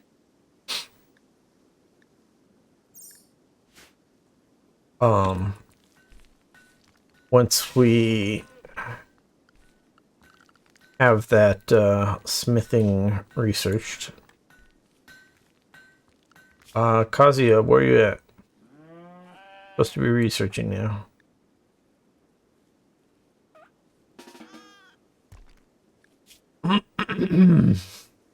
Oh yeah, he's still got all these unhappy bullshit because he's got withdrawal from the drugs, so yeah, that's gonna continually be bad for a while.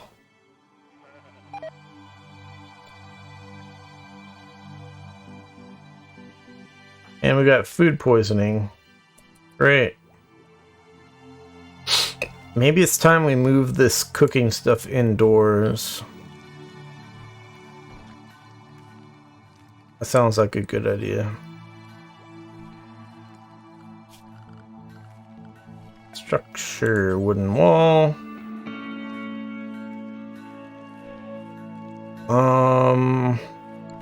We need to reorganize here a bit. We have the horseshoe pin over here, I guess. And then we're gonna... I want to just extend this wall northward, so we're gonna move some stuff out of the way. So let's... we can't actually move a crafting spot because we never actually built anything for it, so we're gonna have to copy the bills to another crafting spot. This button. And then delete that. And we can move this. We're gonna move the shelf here. And then we're gonna move this animal bodies stockpile spot.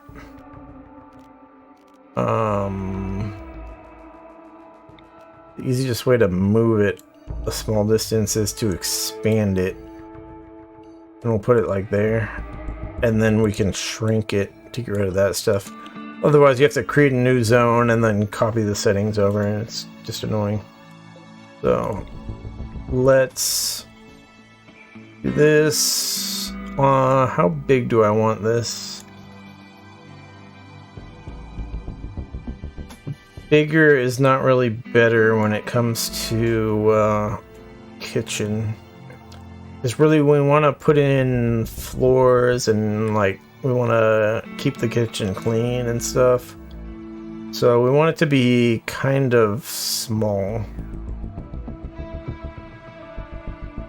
But we need to rearrange things a little bit more here. Let's put our food eating table outside, I guess. Put it over here.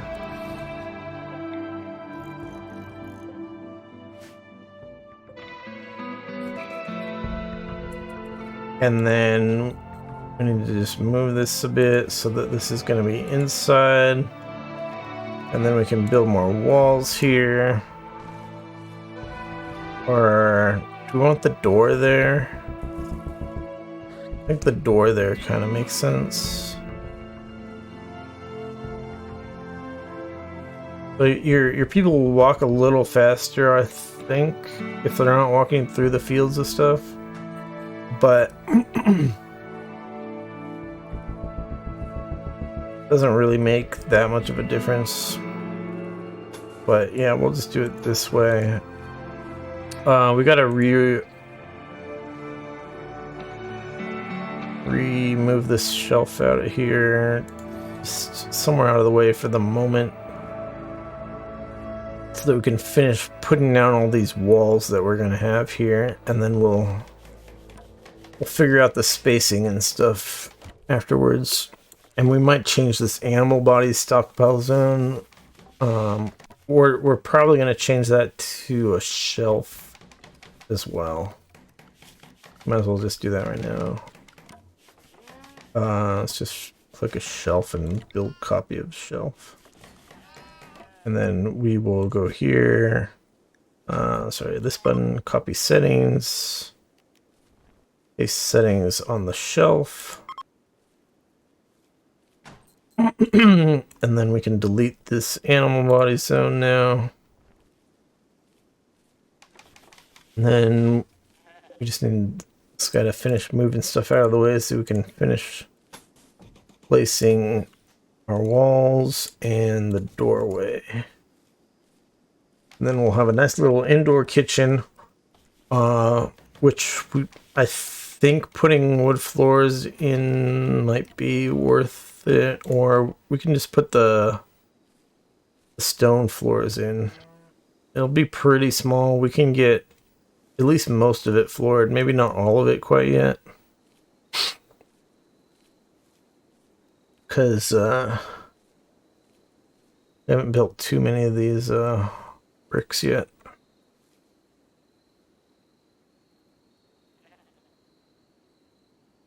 Damn, what's Marco been doing? He still hasn't finished planting shit. I guess these heel roots take longer than I thought to plant.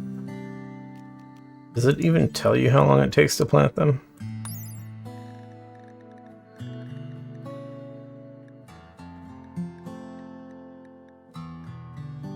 I don't see anything. Most things it tells you how much work it takes to do. But because yeah, these things definitely take longer to plant than rice or other plants. I wish he'd finish the cotton.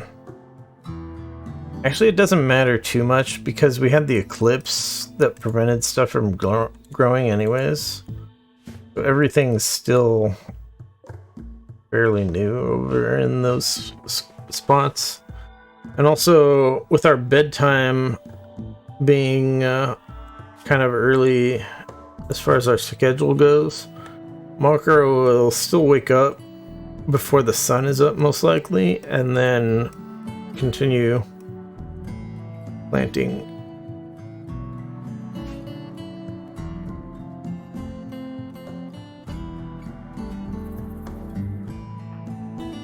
What's this guy doing?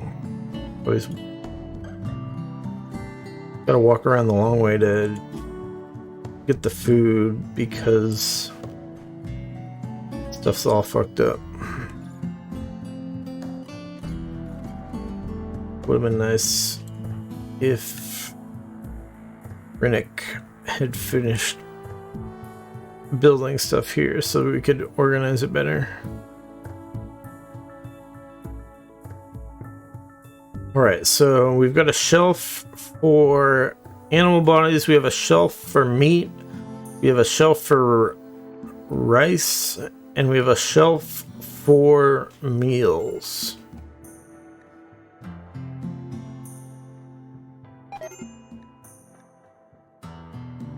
What? Oh, great. More food poisoning. Wait. Who had food poisoning? Oh, as Marco had food poisoning. That's why he was working extra slow. I forgot about that. Yeah. Marco food poisoning. Got it.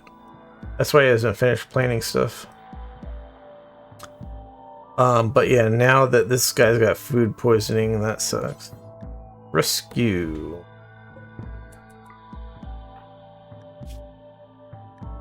That's just initial food poisoning. Along with the wake-up withdrawal, he's gonna be super unhappy.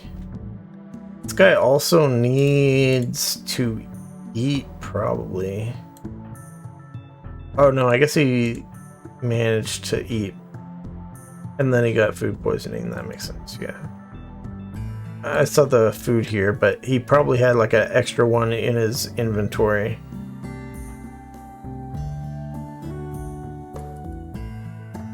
Alright.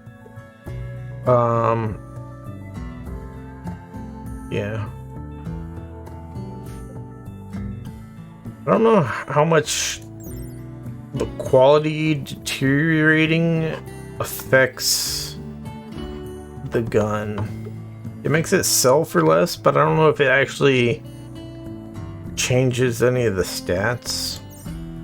Because I could obviously have somebody haul the gun inside so that it's not deteriorating right now, but I don't know if that's actually worth interrupting their sleep for or not.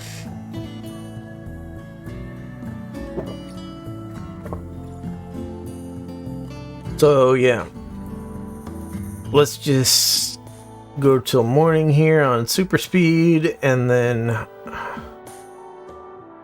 see if we can get this kitchen finished up. And yeah.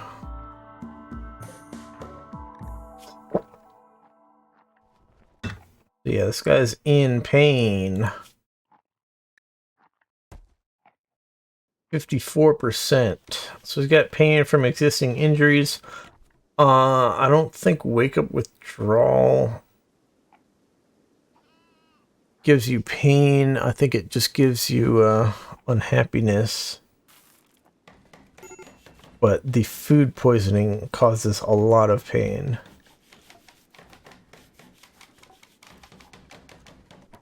So that's not good.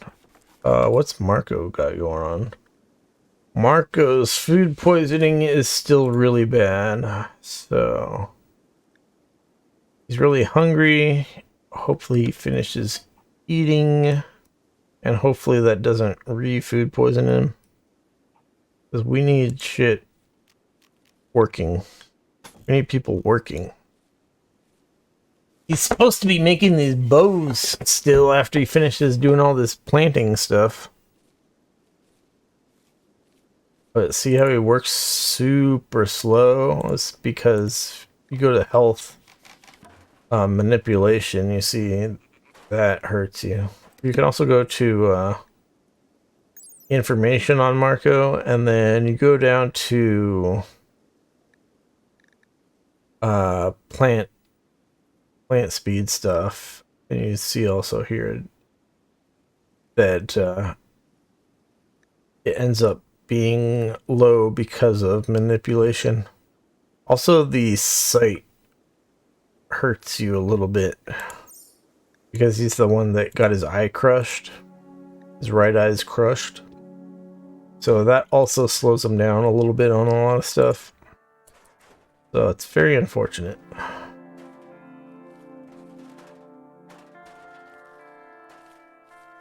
Alright, we're gonna leave the doors held open for the kitchen so people can get in and out of it quickly. And then we're gonna reorganize these shelves. We've got the quest here, Ship to the Stars, which is to get your people down here to a ship to escape this shitty planet. Now where the hell are we on this planet?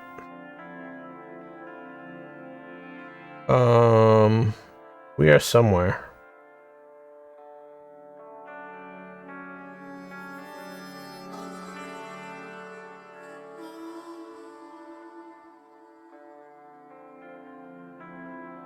I always forget what our icon color is. Here it is. So this is where we are. It's this little house icon, which is a sort of a teal as opposed to this more of a sky blue kind of color. And yeah, that's us, and we are trying to get over here if we want to actually beat the game. But that's very difficult. The other way you can beat the game is you do all the research. So instead of going to that spaceship that they tell you about, you can build your own spaceship if you do all the research and stuff. I haven't done either, even though I've played hundreds of hours on this game, and but if you read through the quest, it says if you go to this spaceship, then it like takes a while to start up the spaceship, and you will be attacked by enemies before you actually beat the game. So I don't know how difficult that is, but since it's a 4-star quest, expect that you will need a lot of firepower.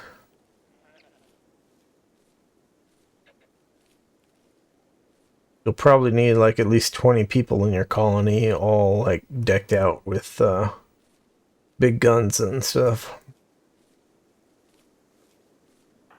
Alright, so let's see. Kazuya, what are you up to? You are resting. Oh yeah, because you are unconscious or whatever. Or not unconscious, but had to get rescued because of this food poisoning. So you're gonna still be in bed for a little while. Rennick is chilling for the moment. But hopefully they get back to doing stuff. Let's finish. What are we doing with the kitchen here? So we want what to be closest to the door. I'm not sure if it really matters. Probably the most useful thing closest to the door is the food, because people will come in and out of here to grab the meals most often. So we will do that. But as far as the let's just move all this other stuff out of here just so we have room. And then we can put these shelves reorganized a bit. We're gonna put the food over here. Actually in this corner where this one is. But we need stuff moved around first. Or we could copy settings over to this one, but changing the settings is too annoying. So I don't really want to do that.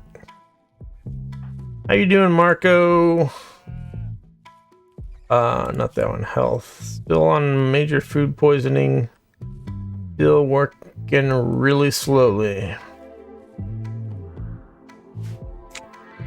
And what's Rennick doing? Still fucking around. Don't I have something for you to do? Yeah, Rennick should be doing stuff. They're just busy.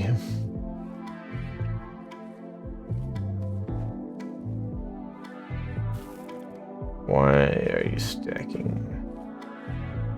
Need to move things so we can move other things. Thank you.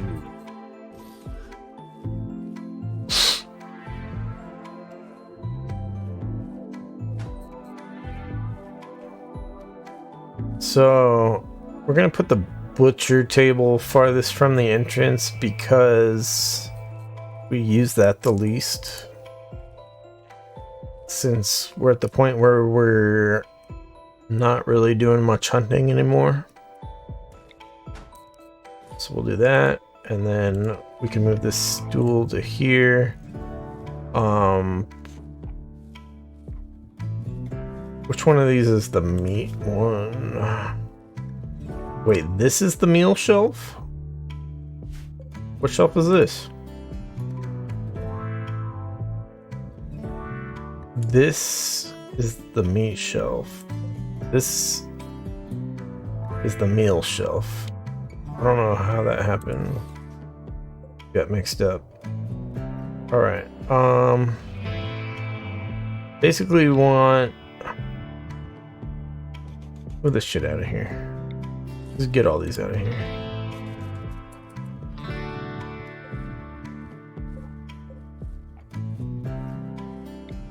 Because we don't even want that one there anyways.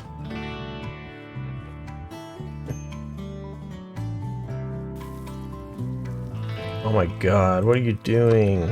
Just finish moving this shit.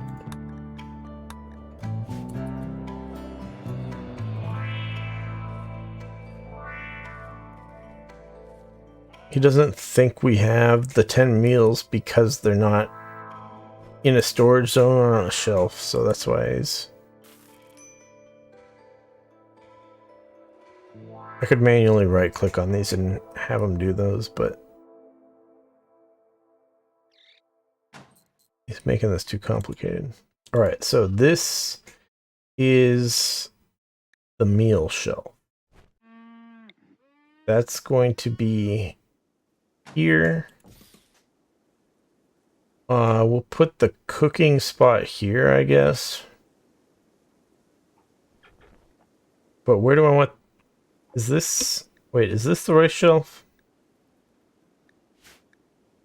Alright, this is where the rice shelf is. So let's actually have that near the door also.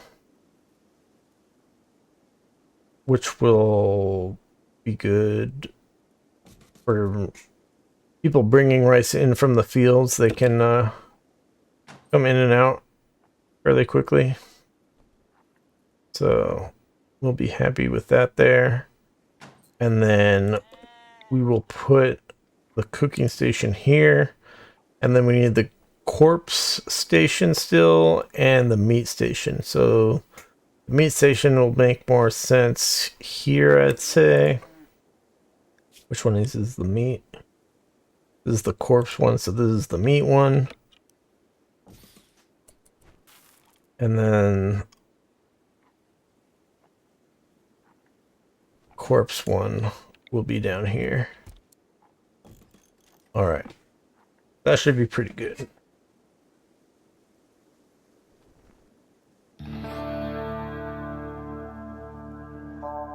All right, Marco, are you recovering from food poisoning yet? Yes, you are. Thank you. Thank God. How's Kazuya?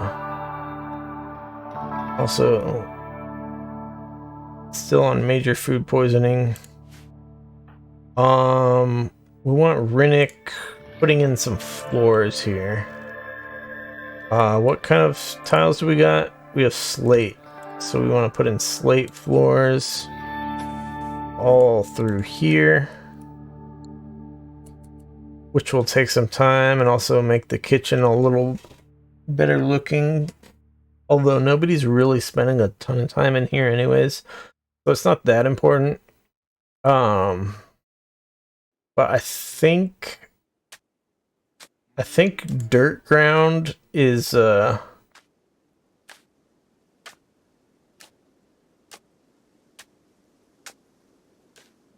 probably a higher chance of food poisoning, so that's what we're going with. The other thing you can do is whenever you butcher animals at the butcher table, a bunch of blood splatters everywhere. So it's kind of a good idea to actually put the butcher table in a separate room than your cooking station.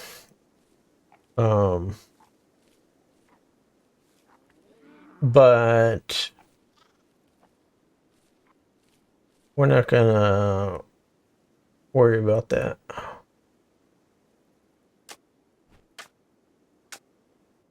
Just something to keep in mind. We're really getting the food poisoning more just because our best cook is only 4 cooking skill.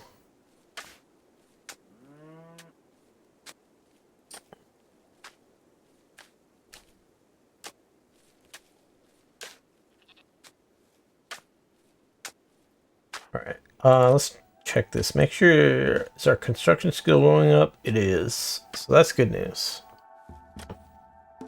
So this is, as you can see, a good way to keep our guy busy, improving his construction skill.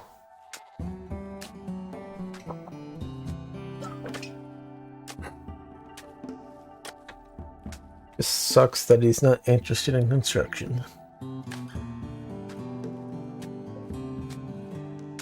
Or sorry, she is not interested in construction.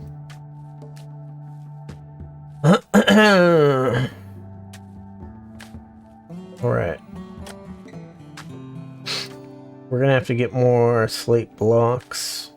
Finish off that floor. So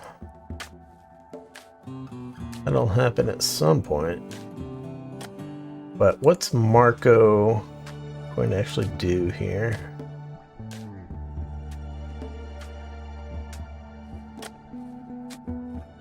I'm thinking about it also. Do I want to create a separate room for the research room?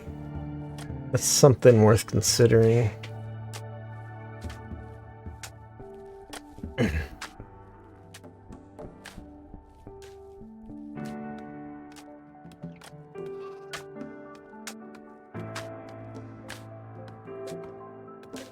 The cotton's growing, the herbal medicine stuff's growing, food's growing, the wool is growing. We still need those bows to be crafted, so we really need Marco to do that. And then we need Kazuya to stop being sick so that he can research smithing so that we can build a decent melee weapon. I don't know if we really want to... We could make a knife or a club right now. A knife will be, what, 6.5 melee damage per second versus a club 6.27 melee damage per second. So it's as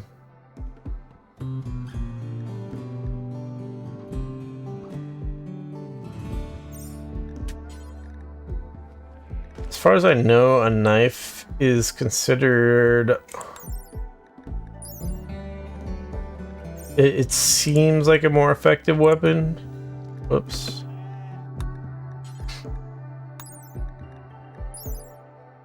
But it's not worth as much as a club, so I'm not sure what's that about.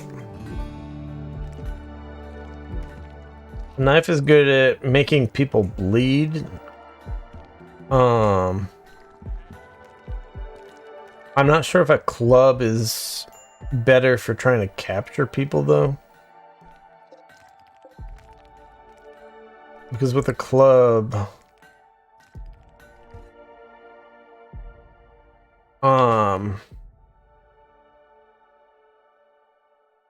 people are like less likely to bleed out before you can save them, basically.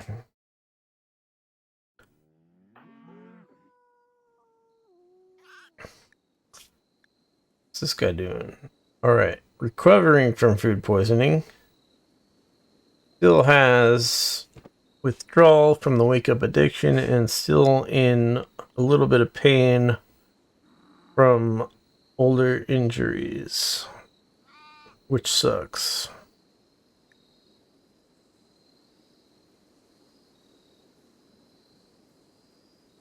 That guy's really not going to be that great. Like he'll be downed really easily in a fight just because of all that existing pain of existing injuries. So, yeah. Things still not looking great.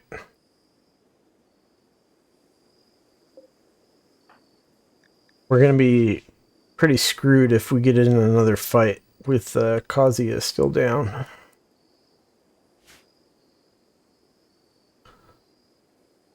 Hope for the best. Alright, so let's fast forward to morning again and just try to keep our people busy with things that are worth doing. Alright, Kazuya's no longer in useless state, but he's still very unhappy. And he's gonna do some research. That's nice. But yeah, still pretty unhappy.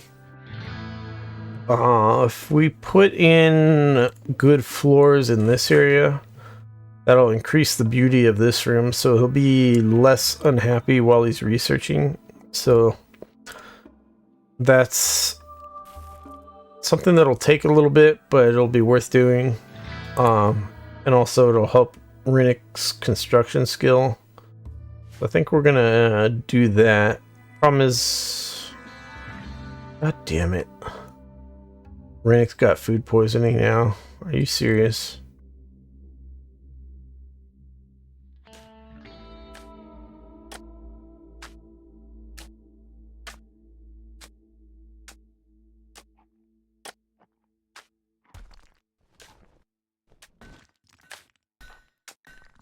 Everybody got food poisoning.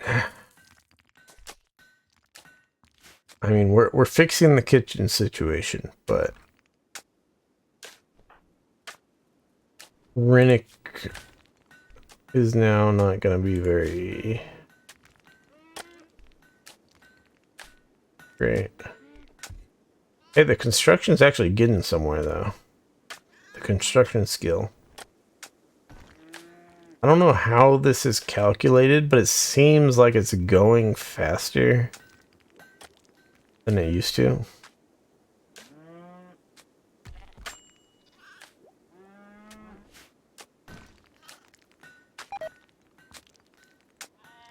Simple meal times 2 has rotted away in storage. Yeah, apparently we cooked more meals than, wait, we even suspended shit.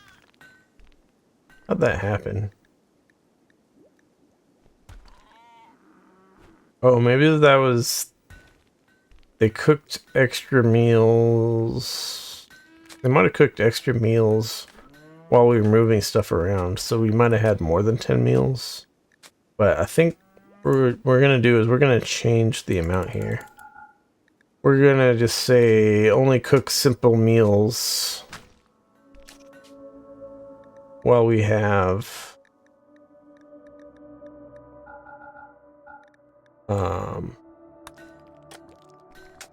less than 5. We gotta unsuspend this also. Otherwise, people are gonna freak out that there's no food to eat. Oh my god. So now that Rennick has food poisoning, she is vomiting in the kitchen where we need to cook our food. So that's not ideal.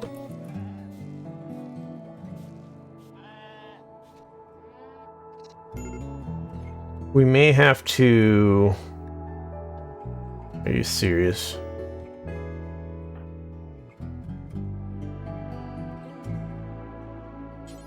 Yeah, get this guy's gun equipped in case we might need it in an emergency. All right, so yeah, things aren't going well. This food poisoning's killing us. We're super screwed if we get attacked.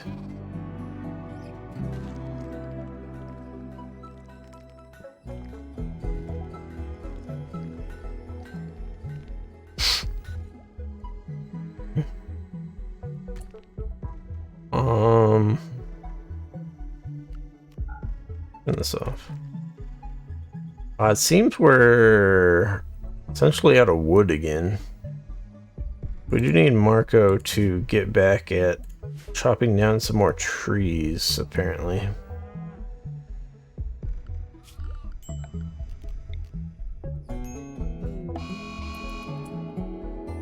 Great.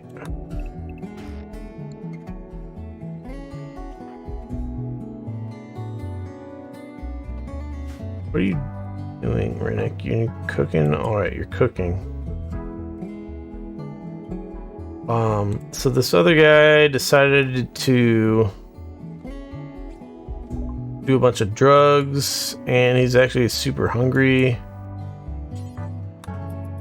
So things are problematic.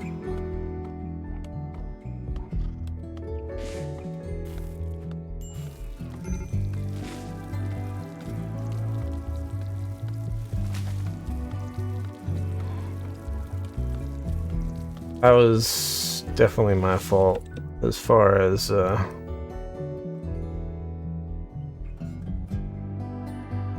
getting to the state where we were out of meals. That shouldn't have happened. But holy cow, the food poisoning stuff is really killing us.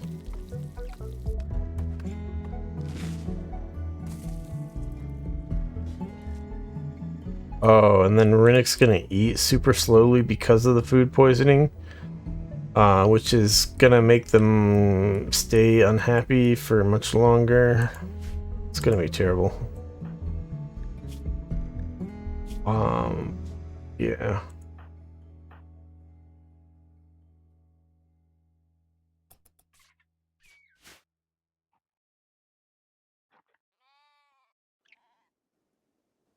All right. At least we have a bunch of wood again. So that's good. Still got other things that need to get done. Actually, do we need a torch lamp in the kitchen? I don't think we do. Stuff will be cooked a little bit slower. But,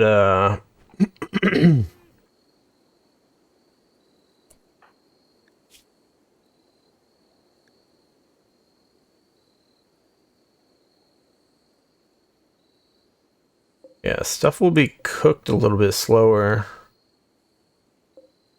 Well, I don't think we really need...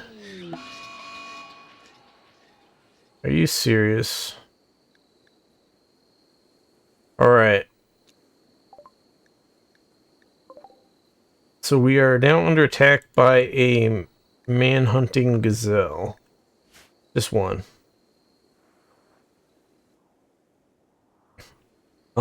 So when this happens, you can just keep everybody indoors and it'll eventually go away.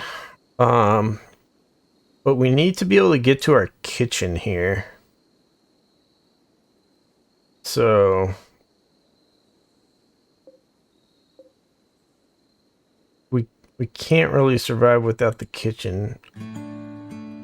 Because we gotta cook some more food. Because the gazelle will hang out for like a day or two. And then it'll go away. If we close all the doors. So, if we manually run our dude around closing doors, and then we could destroy this wall so that we could get into the kitchen, then we can survive this without having to fight the gazelle. Because this guy can't fight at all. This guy's got major food poisoning. And then Marco is our guy that's terrible at shooting, so actually fighting the gazelle right now would go very poorly. So we are going to run our dude around, closing all these doors. Wait. Oh, yeah. Closing all these doors, and then we'll do that. But we also need to specifically tell our people that they have to stay inside. So we can do that here in the schedule. We can say area 1, and then they never leave area 1, and then we go to zone, expand allowed area 1, which starts off empty. And we say, okay, you can only go in this area and this area. And then this will keep all our colonists indoors. We gotta go around closing these doors first, though, before the gazelle gets here. If the gazelle sees you go in a door, then it will try to break down the door, which it will be successful at. So we need to, whoops, do not go at triple speed when you've got serious stuff going on.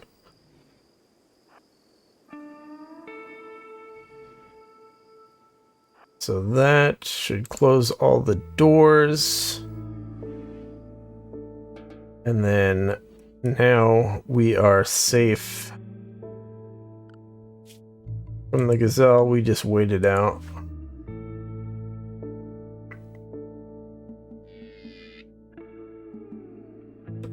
We should... Well... So... It's possible you might get some situation where the colonist somehow tries to stand on the square that the door's on, which would open the door and the gazelle would see you and then attack you. So that it's possible that maybe you should deselect these door squares as areas that the colonists can go, just to make sure that they don't open the doors. But I don't think I've had that problem, so it's probably not necessary.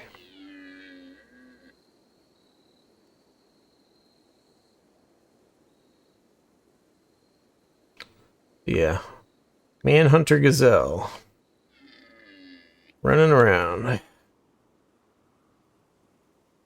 It's kind of convenient that it started like right at bedtime, so a lot of the time that this manhunter is going to be here, we don't really even care, because it's not really keeping us from doing anything while our people are sleeping. Once our people wake up, then we're going to have the situation that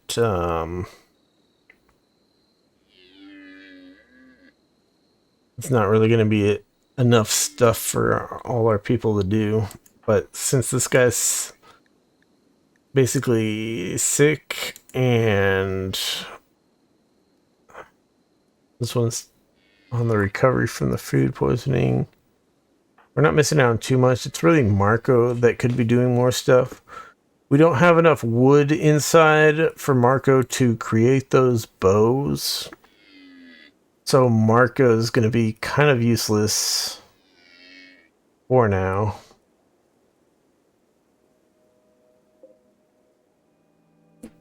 I think that means it's done.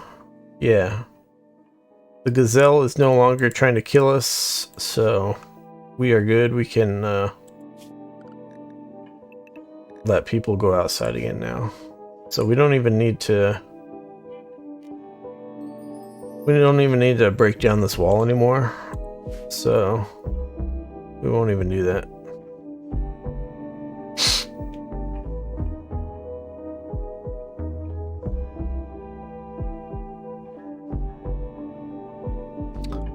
We do need them to finish. Go back to leaving the doors open here.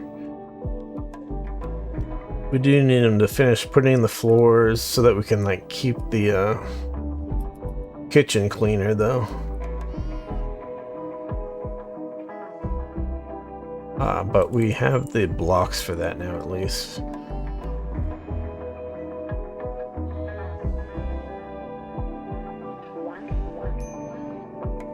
We may also need to prioritize cleaning more.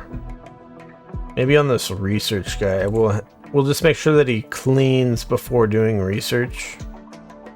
That will help. That'll help keep the kitchen cleaner.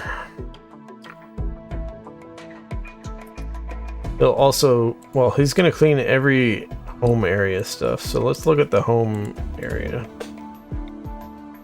See what we want to remove, if anything. Alright, so we got the table out here. Whoops. That we don't really want to be home area. And that one, and that one. So that's pretty good.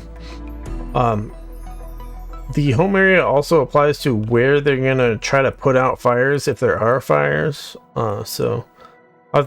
These tables aren't really worth much, so we don't really care if they get burned.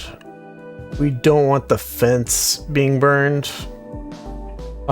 So even though we don't really want to clean the area out here, we don't want the fence catching on fire. So what we can do is we can do this so that they aren't cleaning anything inside the fence. because the animals are gonna like make a mess and whatever. But the area outside the fence, if a fire comes, then we do want them to put out the fire. You could also just keep an eye out for fires and then just reassign this as home area if the fire comes, but I'm gonna just do it this way so that we don't have to change that again later. Marco's getting wool from these guys, but does not hide. We don't have anyone hauling stuff, basically. An unusual cold snap has set in. Cold snaps can quickly kill by hypothermia. Be sure to build a heated place to survive, wear appropriate apparel, and try to harvest crops before they freeze and die. Great. So crops start dying at like 20 degrees Fahrenheit or something. Maybe slightly less. So yeah, if the weather becomes below freezing, we're gonna lose potentially all our plants here. Potentially. So since the rice here is most of the way grown, we are going to manually order the harvesting of all this rice, so that we like make sure that we don't lose it all. Apart from that, we need to refuel the campfire here to make sure the sleeping area isn't too cold. And we're gonna close the door to the outside so that the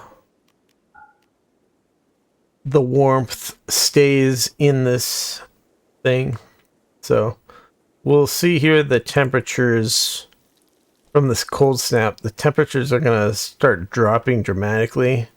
It's not instantaneously, but we do want a bunch of wood hauled in so that we can refuel this campfire and refuel the stove as needed for cooking more stuff. So that's kind of important. Wait, what? Marco decided to do that, but we need to do this other stuff first. So Marco was already in the progress of starting to do that when I ordered this stuff, so we had to kind of just reset his AI basically by drafting and then undrafting him so that he realized, hey, we want to harvest all these plants. Because yeah, temperatures are dropping. Like I said, it's not instantaneous, but it's happening. We also want to prioritize hauling here on Kazuya so that Kazuya will bring in all this stuff here.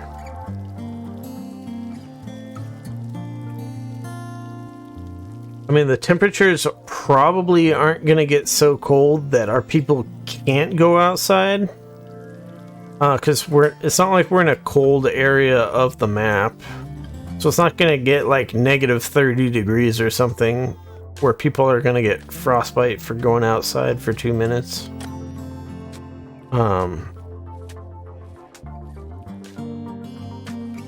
It's just going to be relatively cold. Although, if we get our people to frickin' bring the wool in here also, then we could create the tailoring bench, and we could create ourselves some better winter clothes so that our people won't have as much problems going outside. That'd be good too. Also, the cold snap will often cause a bunch of animals and visitors, if you have any, to leave the map because the temperatures get too cold. So something that you might run into in your games, you may want to like do some hunting. For example, if you need to stock up on food before the temperatures really drop.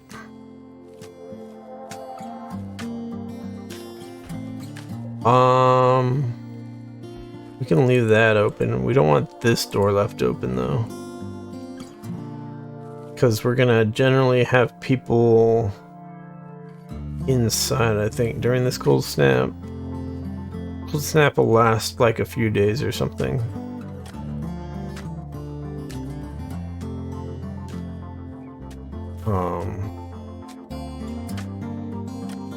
So yeah, Marco can work on the bows during that time.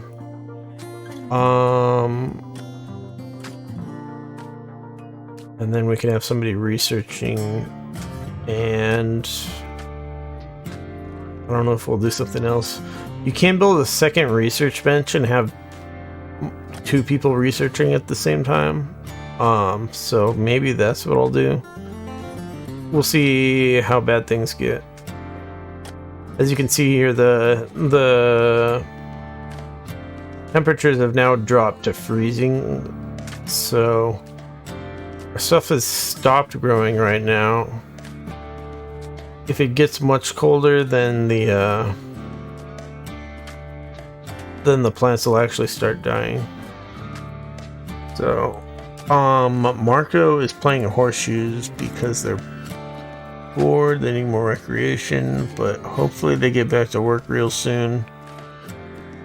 Because it's gonna be even colder at nighttime, and that's when the plants are likely to start dying.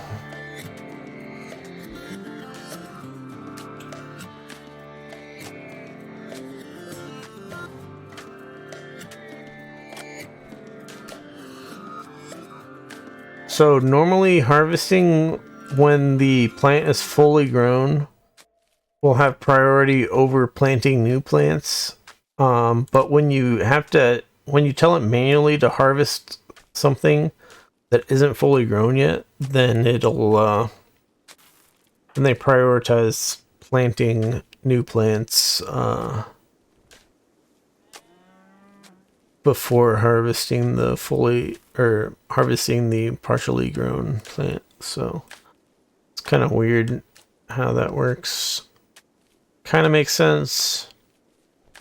You can turn off allow sowing if you want them to really prioritize harvesting, which I probably should have done that. I still can. Just because we're definitely worried more about harvesting these things before they potentially die. Whereas planting new ones is worthless if the new ones are going to die. It's actually just a waste of time. We don't know if the temperatures are going to drop enough for the new ones to die, but just to be safe, you definitely want to prioritize the harvesting. But yeah, hopefully temperatures don't drop that low. Otherwise, all the time we spent planting these other plants is just going to be wasted. But yeah, at least we've got enough rice here stored up that we don't, we're gonna survive the cold snap okay. Even if all our plants die.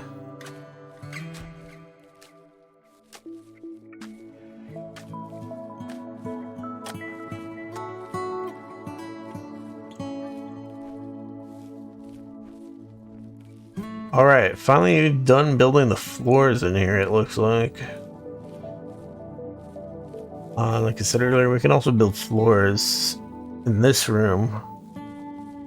to make it more, what's the right word? Like, beautiful. Are you going to bed, Marco? No, we need you to prioritize. I think he's going to only prioritize a single plant, and then he's going to try to go back to bed again. So, yeah, it's very annoying trying to do this sort of thing.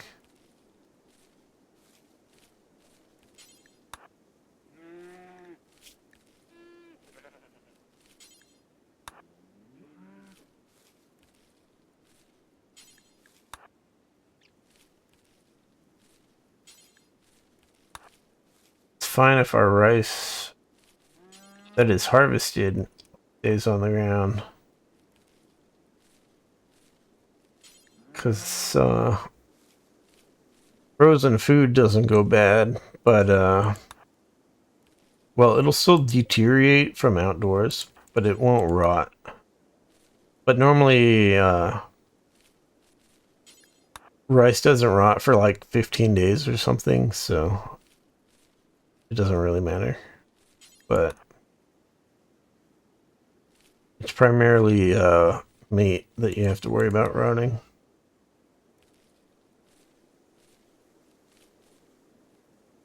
Alright, harvested all our rice. We can allow sowing again. And hopefully the cold doesn't kill all our other plants, but at least we got the rice harvested. So we'll be good on that for a while. We can... Let's see. All those floors put in. We do have level 4 construction. We can finally get electricity things. What electricity things do we actually want? We want...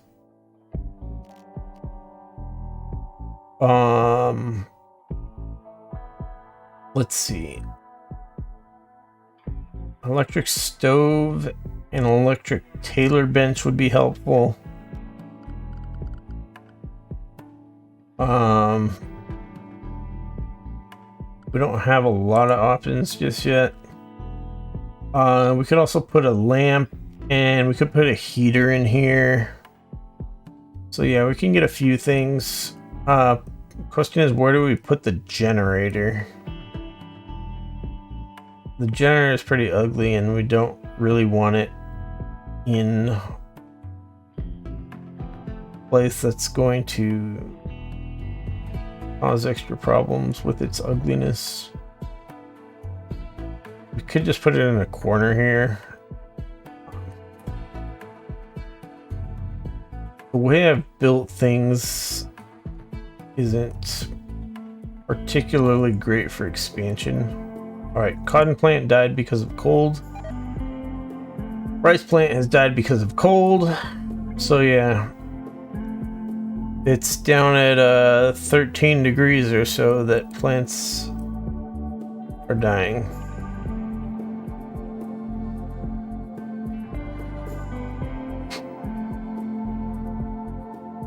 You'll also see other things out here. The grass that your animals eat, that stuff dies also. So we could actually get to a problem where we need to feed the animals. The animals don't really have a problem with the cold. Well, let's see what the sheep comfortable temperature is. -4 degrees for the sheep. So if it gets worse than -4 degrees, then the animals might have a problem with the cold, but I don't think it's gonna get that cold.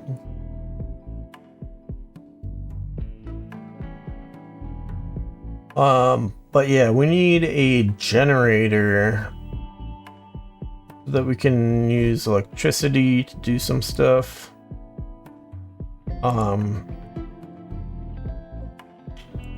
Really the tailoring bench, the electric tailoring bench would be good,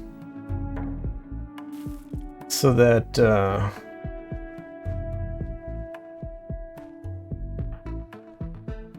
we can build some stuff out of the wool that we harvested from these guys.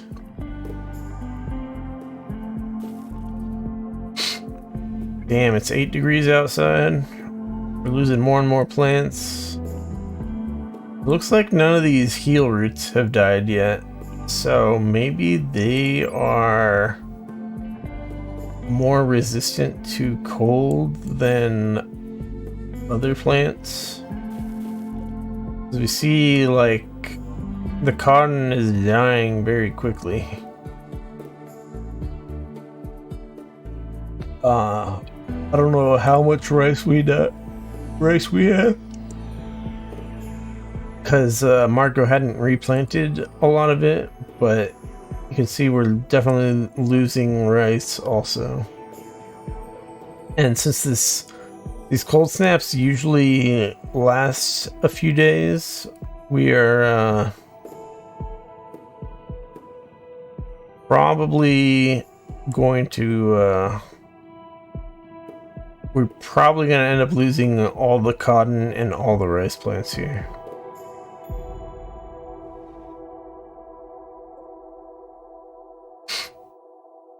Our people need warm clothes. So we got hypothermia going on. Not ideal.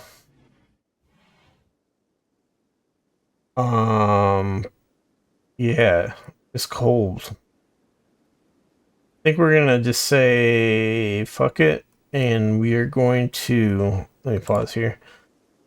We're gonna say fuck it, and we're gonna just build a generator inside here somewhere, so that we can put in a couple heaters and get our electric tailoring bench working, so that we can build ourselves some jackets for the cold weather. So let's go to power here, and we will get a wood-fired generator, and we'll just shove it in this corner here. Actually, this corner here. We don't really want it in a sleeping area, but as we get more people, this will be too small for a sleeping area anyways, so that room will eventually be repurposed. But for now, let's just shove the generator here, and then for temperature, we're gonna put a heater over here and over here. And that'll put these rooms at a happier temperature. Very cold outside. We don't want people outside too much.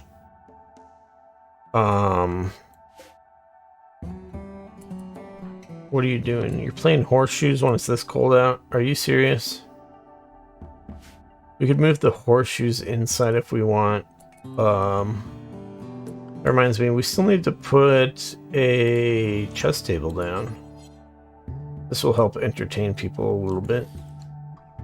And we will need benches for them to sit at.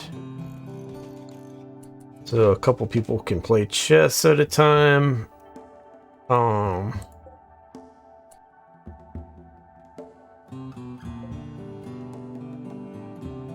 We don't really want people chilling outside. We can have them chill inside. And I think we want to move the horseshoe pin inside. Let people play horseshoes inside. But outside is too cold for their current level of gear. We just want them to grab materials for now.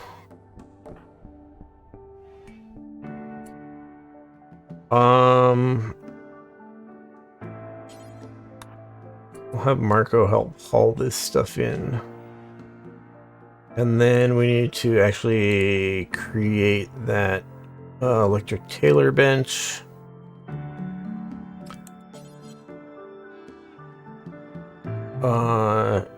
This is as good a spot as any for now.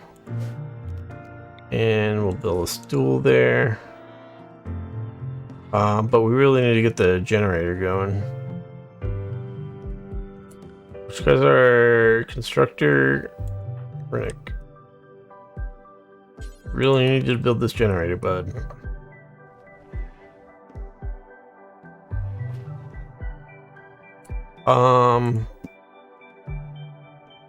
We should move the table inside also, so that people stop going out there to eat. Well, we could just limit people to inside, but they need to be able to get through this outside area to get to the food area, get to the kitchen. So, unless I bust down the wall like I was talking about earlier, we don't really want to limit them to being inside directly. We just want to give them inside things to do so that they stay inside. At least until we get the better cold weather clothes. So, as far as stuff goes, for what you can wear a chest piece, a pants type of thing, or there's a chest piece and a pants type of thing, or there's a item called tribal wear, which is like a combination of both, so it'll replace both of these. And then you can wear any kind of hat or helmet. And then the last slot is a jacket slot for your characters. So the best cold weather jacket that you can make is a parka. There's a couple other types of jackets that you can make. One of them's better for hot weather. One of them's kind of the all-around jacket, which is okay for hot and for cold weather, but for weather this cold, the parka would be ideal, except this is just a cold snap. This is like unusually cold weather for the region. So long term, a parka won't help us that much. We're gonna have to see what the other jackets give us to decide whether or not we need to make a parka or if we want to just make the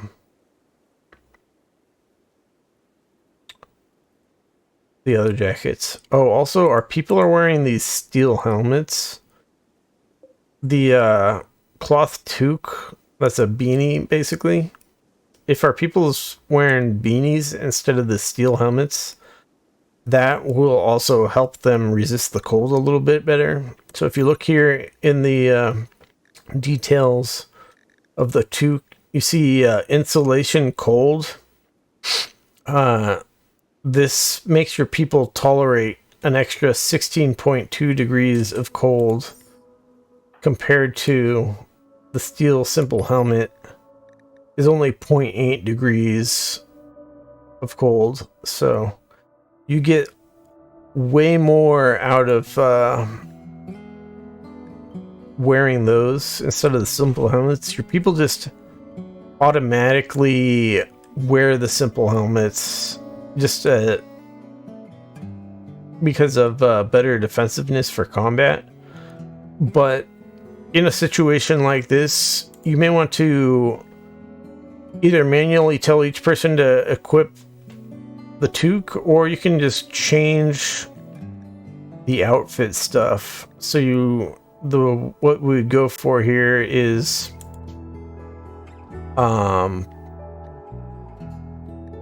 we'd do a new outfit. We'll just call it Cold Snap. And what we're gonna change is just the headgear piece. We specifically want the toque, and we need to also disallow any of the helmets, basically. And then you can also go in here and specifically tell them to equip a parka and like limit other things that your characters can wear. But the out of all the gear that we have currently, all we really need to do is tell them, hey, don't wear the stupid simple helmet. So, because that's all we got for now. Oh, so we created that outfit, but we need to actually tell them wear that outfit.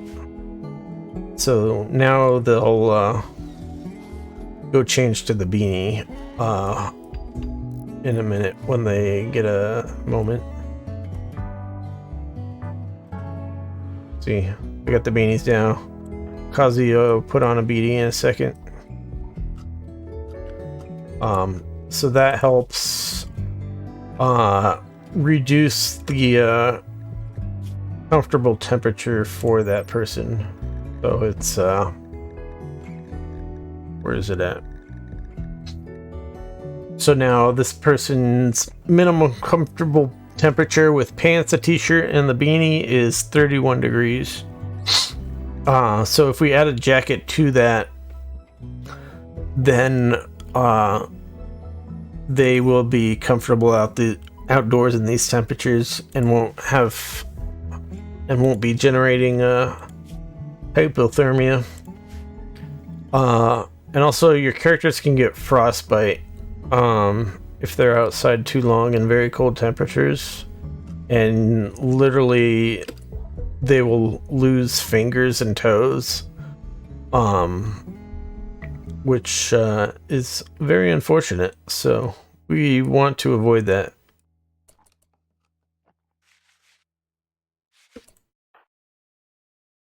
So yeah, hopefully things get back in order quickly here. Let's put another heater in the kitchen area, and we will close the kitchen door here. But we need these things built. Renix the cook and the constructor. So yeah, let's prioritize the construction first, so that we get these heaters built, because that's really the priority at the moment.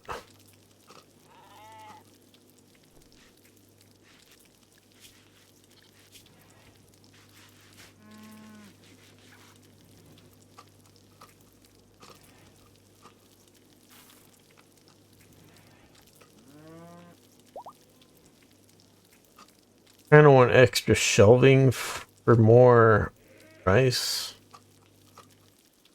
just because of our shelves are full, so it spilled over into our regular storage. But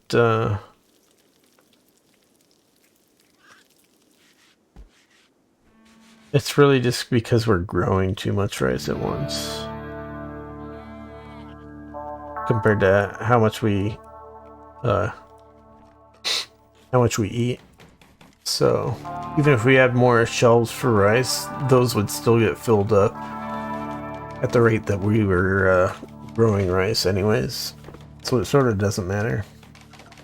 See how many wildlife still here. Alright, the wildlife is basically all still here. Even with the cold snap, the animals aren't too terribly affected by it. It's not that cold.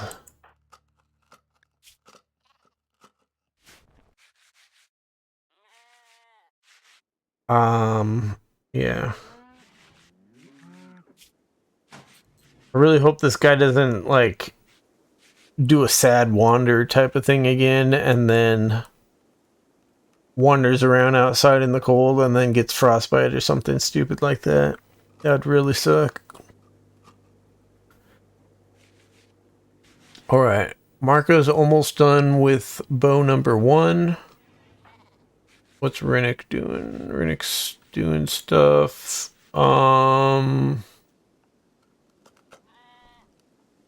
Still need heaters constructed, Rennick.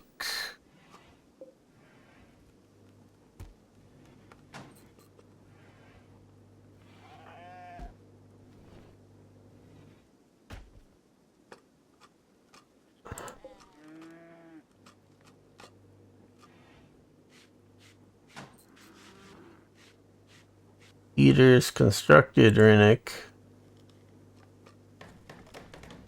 Are you serious? This chest table takes a while to build. We're definitely not gonna do that shit. Do I have to manually tell you to build some heaters?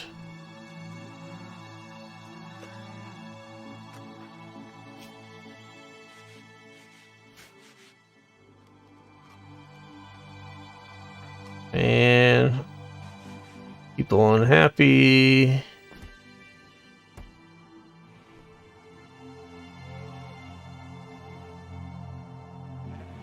Alright. Building the heater in there. That's not gonna reach. We have to... Or at least I don't think it's gonna reach. So... When you have electricity...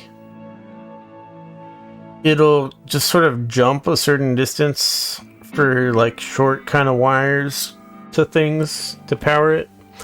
But... it's like a certain number of squares, so... If it'll reach the generator from here, that'd be good. I'm not sure if it will, though. Otherwise, you have to build power conduits to get electricity to farther away areas from your generator. So we shall see.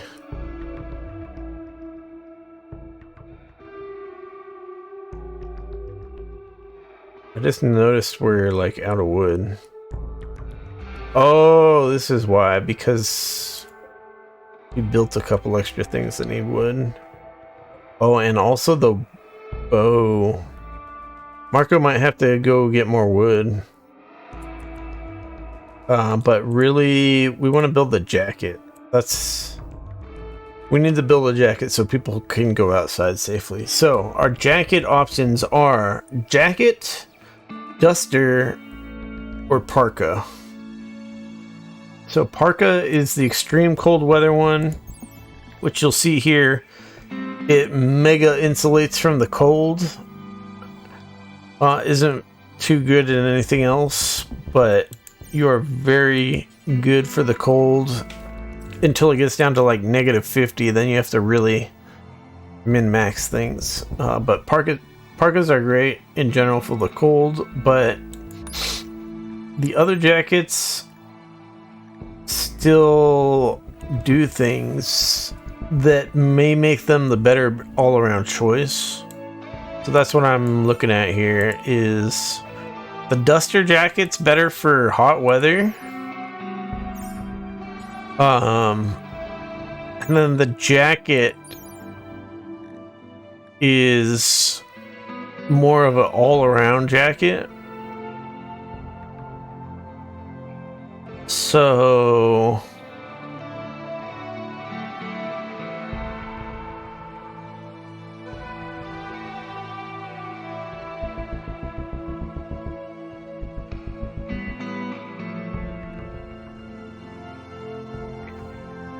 we go with the regular jacket, and then we change the material. We're gonna be using our buffalo wool to create this jacket. So the regular jacket's better, I think, all around.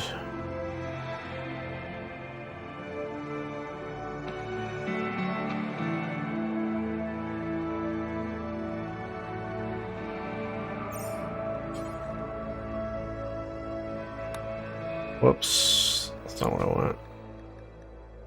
What I want is to look at the buffalo wool parka. So, yeah. You get a little bit of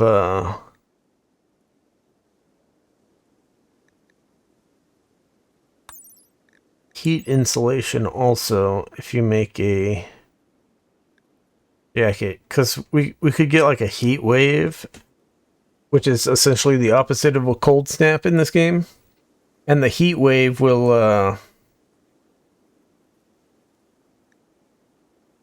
require us to have better hot weather kind of gear.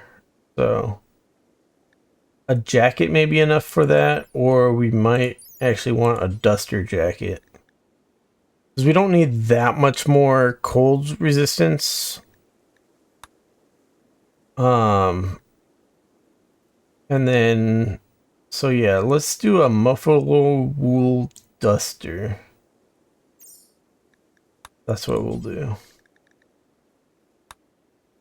So we will make one of these for each person, and that should be pretty good.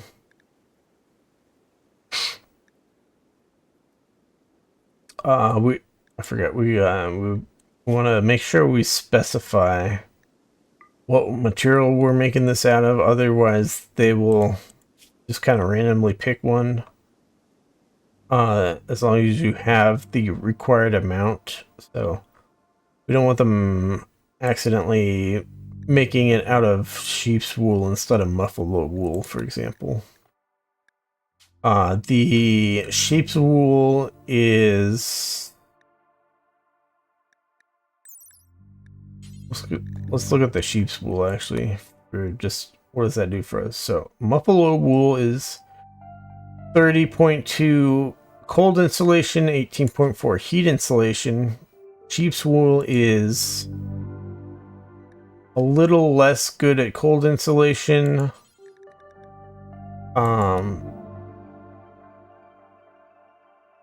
And heat insulation. So buffalo wool is just better on both of those. Yeah. So buffalo wool duster jackets aren't optimal for cold weather, but we don't need them to really be that optimal. Buffalo wool specifically though is good for cold weather. So yeah. Anyways, that's what we're doing for the duster. Ooh, we have a good stool here also. That's what we're doing for the duster, and basically we want to make sure that Marco... We want to keep an eye on Marco to make sure Marco works on those sooner rather than later. What is Rinnick doing? Rinnick's supposed to be constructing. They're not constructing. Are we out of something?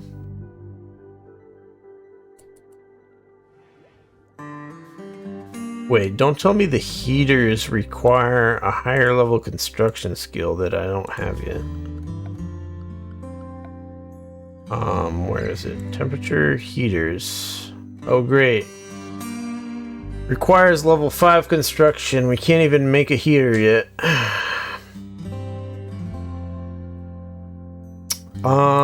Yeah, in that case, we really need Marco do the shit now.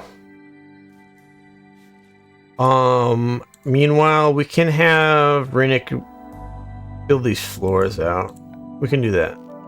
Floors, go.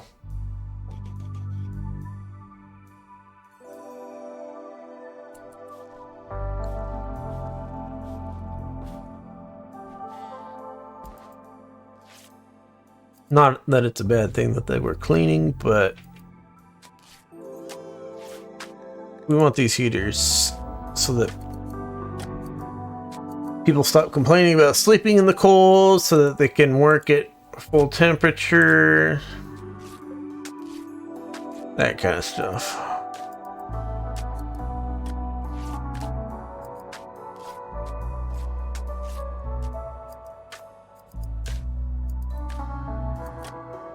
So yeah, we need Marco to wear the first jacket so that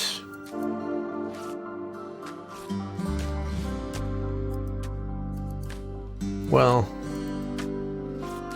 Marco's going to finish the jacket and then put it on a shelf, and then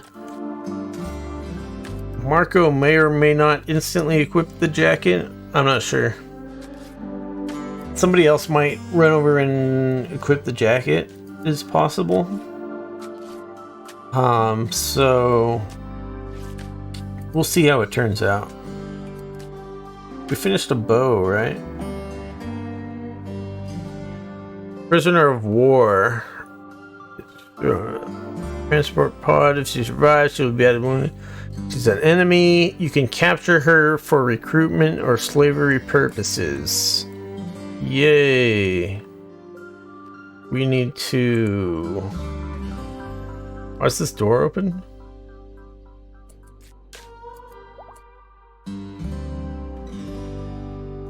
Oh, I must have turned it off a hold open, but nobody went back in there to close it, so... Yeah. They're landing right next to our base? That's convenient. Damn. Alright, who's... Wait. This guy the shooter guy? Okay. This guy's getting the bow.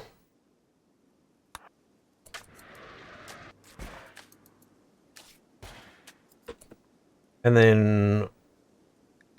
Who's the medics? Dr. Rennick and Kazuya. Rennick's... Alright, Kazuya's still got drug problems. They're not moving optimally. Let's have Rennick go capture this person. And they are gonna die in 3 hours. So that's not good. Hopefully we manage to save them. At least we have the medicine right here, so they'll get put in a bed and we'll be able to tend to these things very quickly. But are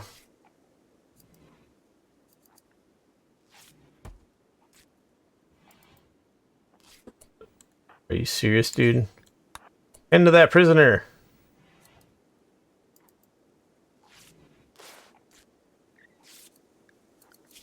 Oh, that was my fault. I set construction as 2 priority, which is higher priority than doctor, so that's why they didn't do that.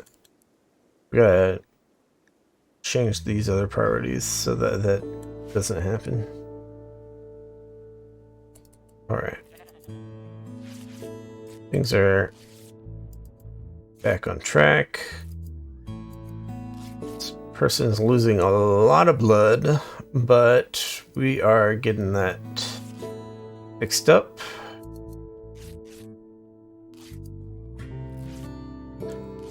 And they were losing blood quickly, but they hadn't lost a lot of blood when we got to them. So they didn't end up with like extreme blood loss like you often see. But their injuries are still pretty bad. That's not ideal. And they have no clothes, apparently. So they're gonna be kind of on the cold side until we get some clothes made here. Marco built the first jacket up, but did not equip it, so yeah, I don't know. I don't know why, but that's that.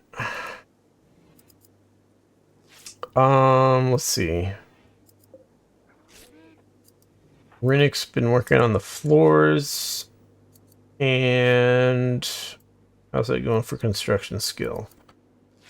1,100 out of 5,000. So it'll take a little bit longer still to get the construction skill to 5 so that they can build those fucking heaters. Let's see. In the meantime, our main heat source is the campfire, which is going to go out in some amount of time. And because of that, we need wood.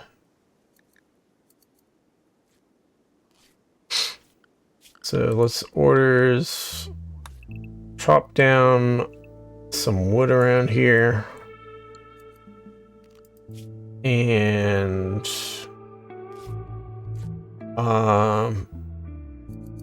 yeah, with as far as the priorities go, Marco should go outside and do that. Once they realize that it's higher priority than the tailoring stuff. We're almost done with the tailoring on the second jacket though. So that's good news. That room is pretty cold though. Lenka is definitely not going to be happy about that. I'm not sure if that... Oh, they actually have hyperthermia because of that. Well, and because they have no clothes at all. Marco, what are you doing? Did I tell Marco? Oh, I prioritized worked Marco to the tailoring bench. So that's why they didn't do anything else. That's what happened. So Marco's actually been not eating and shit because I prioritized that. Whoops. The dangers of prioritizing work. If you don't, if it's something that they're gonna continually do, then they are not happy.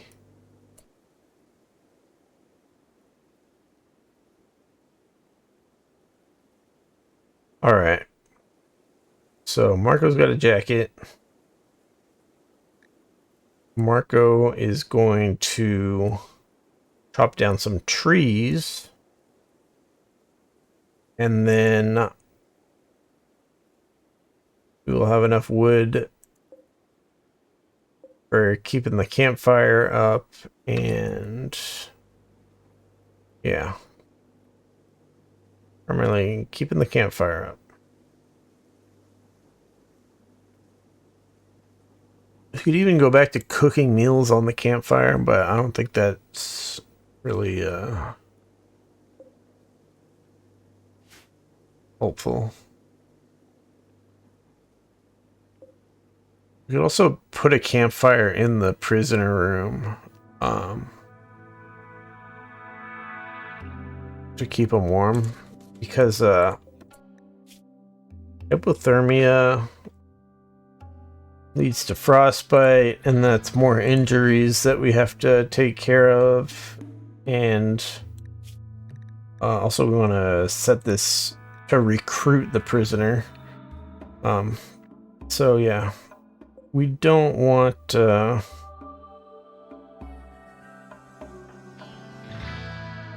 prisoner to be any more screwed than they already are.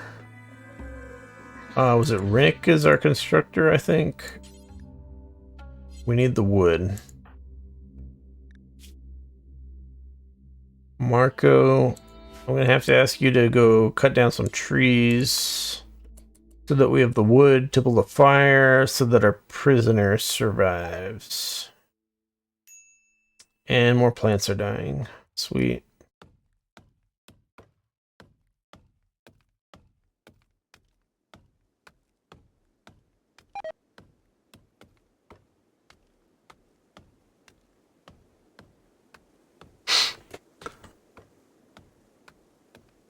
So Marco's not really going to be happy about cutting trees at night here, but we need to get some. We need to get some wood.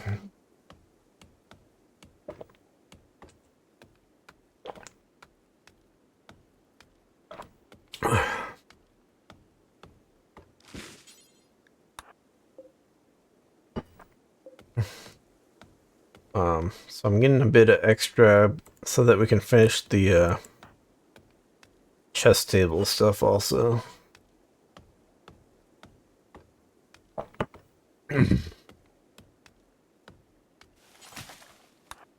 need wood for chess table, fire, refill this fire pit, and refill the generator.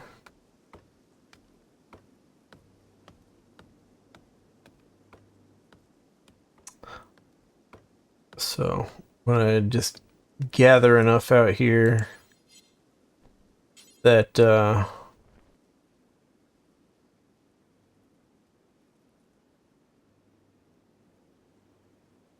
we don't need to wake up Marco early in the morning.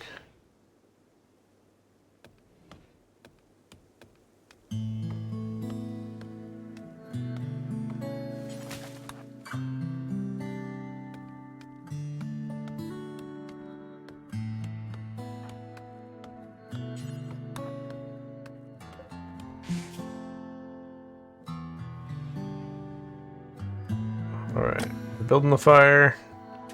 No more hypothermia. Hypothermia like goes down over time, so it's not instantly gone. But the room will warm up fairly quick. We do need to make them some clothes also. But we can worry more about that once they've actually joined our colony. So yeah, Marco's gonna sleep for a bit while our other guys will get a start on the day's work.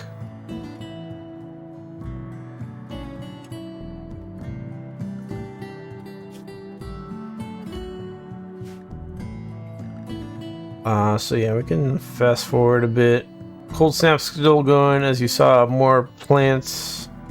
We had little things in the corner saying that more plants were dying, so we lost more rice plants and more cotton plants. Our heel roots are still here, so that's cool. But they're not actually growing when it's below freezing, so... And they grow more slowly up to a certain...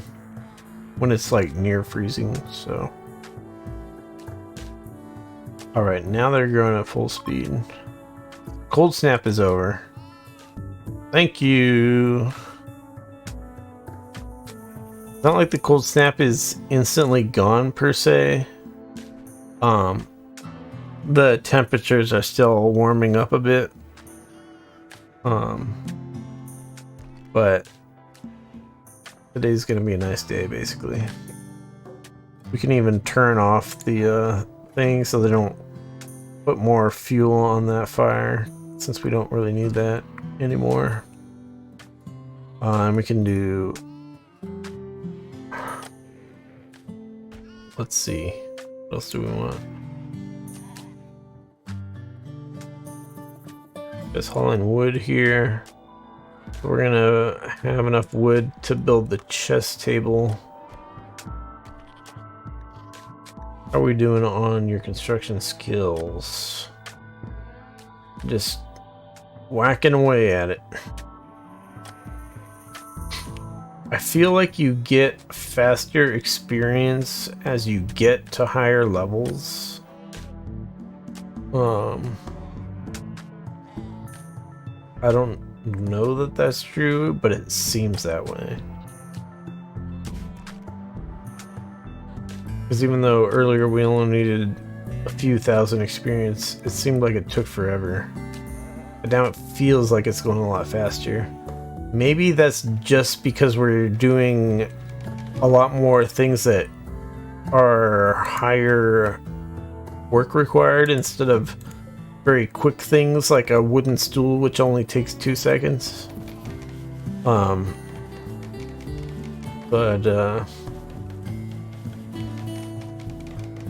Yeah, things seem better.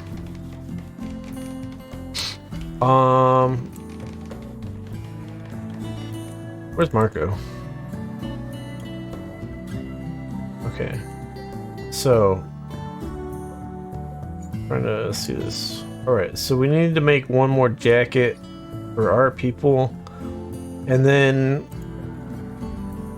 this person's gonna need clothes. And,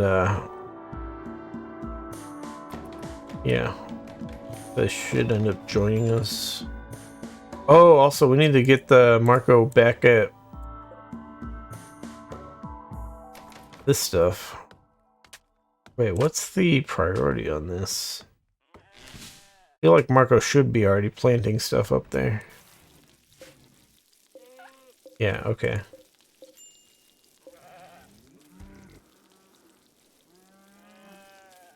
Go, Marco, go!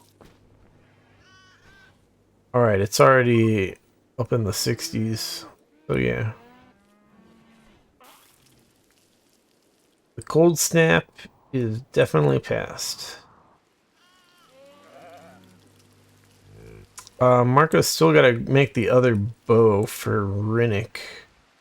Rinnick still needs a great bow, since Rinnick's our main hunter person. I don't remember why I equipped it on Kazuya earlier. Oh yeah, it's because Kazuya didn't have a weapon equipped at all.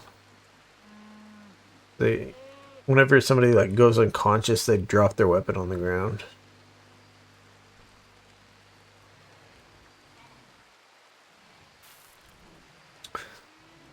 Just the way it works.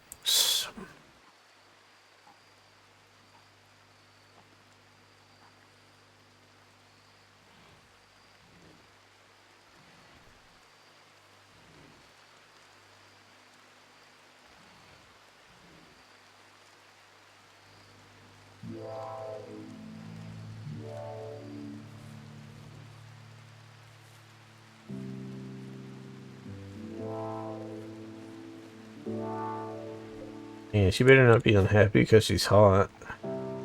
Sweaty, -4. Slept in the heat, -4. Oh my god. Not my fault the cold snap ended right after I built the fire.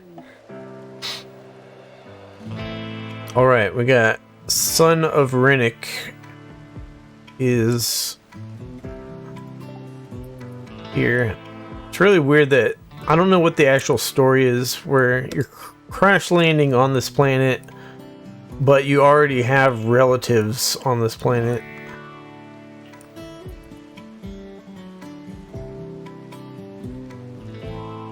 Either that or those other characters are starting characters that you didn't choose that somehow survived.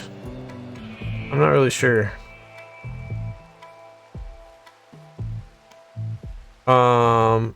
Either way, I could finally trade with somebody this time.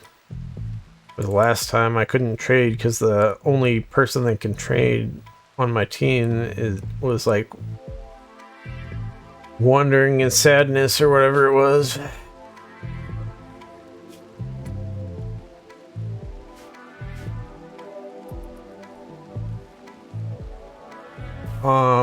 Which person is that anyways? Trading is Kazuya. So we'll wake up Kazuya in a minute if they don't get up and have them trade with this guy. We'll see if they want any of our stuff.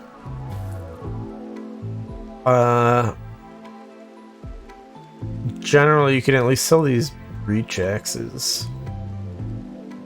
Because we don't particularly want them. Like I said earlier, it's more of a RP reason that I put them in the starting your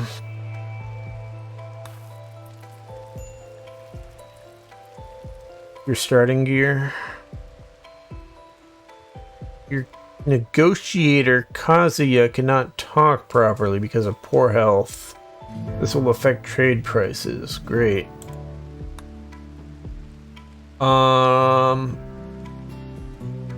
So this number would be higher if they weren't in poor health, but it's not like I have choice.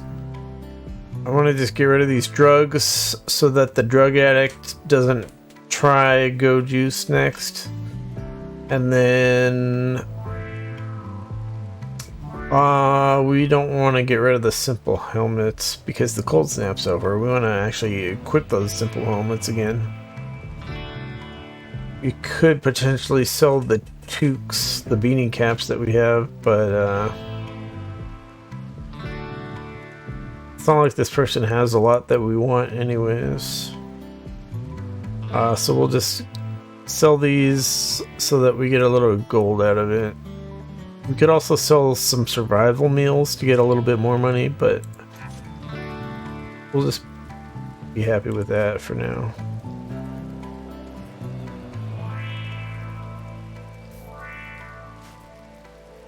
So yeah, being in the drug withdrawal mode is negatively affecting other people's perception of Kazuya. We wanted to also toggle that off. Alright, Rinnik, what are you up to? You've been cooking and while that is necessary. Wait. What am I doing here? I want to turn off the individual cooking.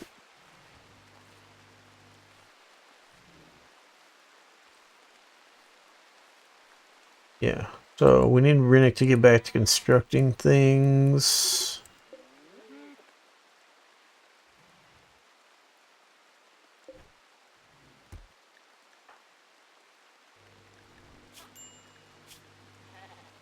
What's going on? This person is just so unhappy about not having drugs. It's killing me. Let's see. So let's create 2 more dusters actually. And then we're gonna also need, wait, let me go back here. Is just anything, let our people wear anything so that they'll go back to wearing those simple helmets presumably, or we can forcibly make them wear the simple helmets again if they don't do it of their own accord. But yeah, we're gonna need clothes for Lenka, so we need at least pants and a t-shirt type of thing, but I'm not sure if it's better to make we could make tribal wear. I'm not sure if that's better. You can also make a button-down shirt instead of a t-shirt, which is like slightly better, but I don't think it really matters that much. So we'll just make a tribal wear for them, and just because it's less effort to only make one build than a separate build for pants and t-shirt. So specifically, what do we want to make it out of? We don't want to make it out of double strand, that's for sure. We could make it out of buffalo wool. Yeah, even if something crazy happens with this person and they don't end up in our team, or they die or whatever, or they escape, buffalo wool tribal wear is still like worth a decent amount of money for trading with NPCs that are willing to buy it, so it's it'll be good even if we don't end up using it ourselves.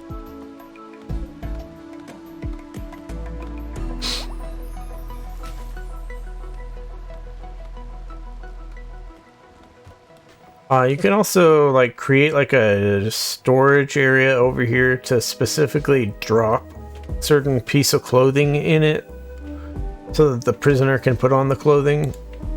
But it's too much effort. We'll just let him stay naked for now. Well, problem is naked affects their mood, which makes them more resistant to joining you. So it is better to make them happy, sort of. So it's kind of weird situation. I think we can also move the wood stone cutter's table in here so that it's less travel time to get to these rocks, so that we can finish off the flooring in here. And then we could work on the flooring in the prison area as well, so that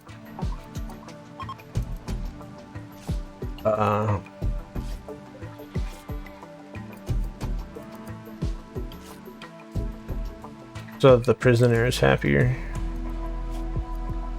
Happy prisoner equals faster converted prisoner. Alright, so what's our break risk stuff? Still just primarily the wake up withdrawal and slept in the heat. It's actually pretty hot in here, isn't it? The fire will go out eventually, but well, you can deconstruct the fire pit, so I don't know if that's actually a good idea or not, though. We can instead leave the doors open, and then that'll let a lot of the heat out, and then we'll be fine. Alright, our male colonists are going to be extra unhappy because of the psychic drone, which really sucks because this guy's already extremely unhappy, so he's going to have another bad day. Most likely.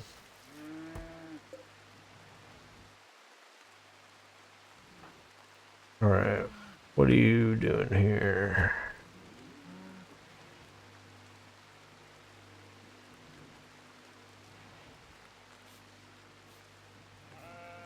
Bunch of cleaning stuff.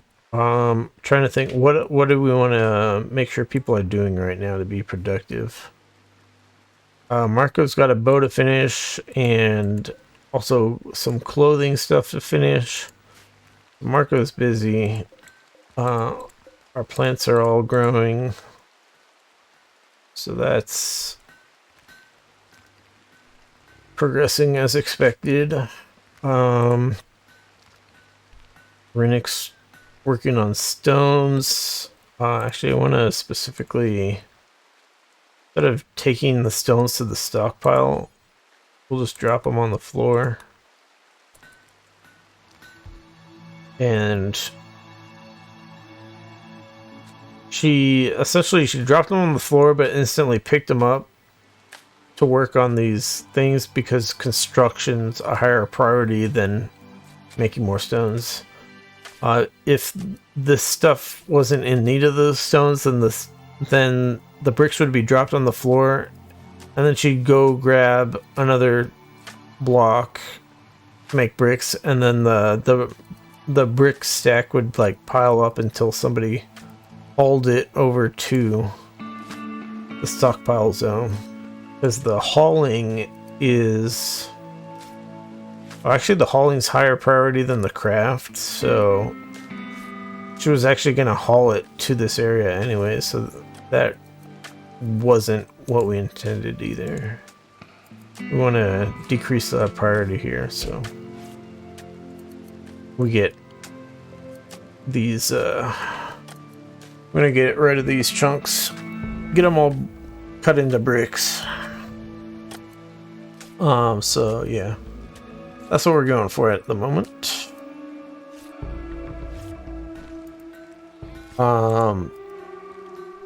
Yeah, kind of our stuff's going kind of smooth for now. We're still expecting this guy to freak out again any second. Because there's all kinds of unhappiness going on. We can also hold that door open again. As this room is quite warm from heat coming in here, but also the wood-fired generator heats up the place a bit.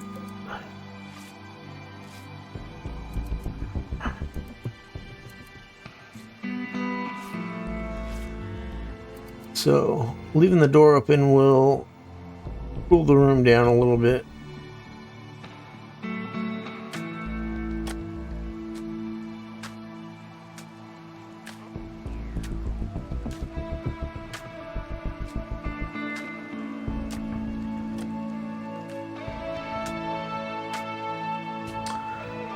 So yeah, Kazuya's back on research, which is fine. That just means there's none of this other stuff to do at the moment. You can also make more things to do, but... Alright, a mad boom rat is kind of a problem. The problem with boom rats is you kill them and they explode. Which is, if they're by your building, then your building's going to catch on fire, or if they're by your plants, it's going to destroy a bunch of your crops. So,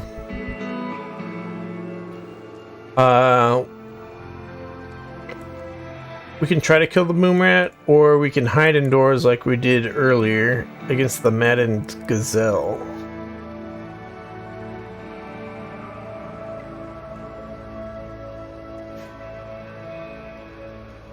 Our animals have had more babies, so we're getting very close to the point where the pen isn't big enough for all of them. So yeah, anyways, do we want to hide indoors again? I'm thinking our plants won't be done growing for a while, so it's kind of fine at the moment to hide indoors.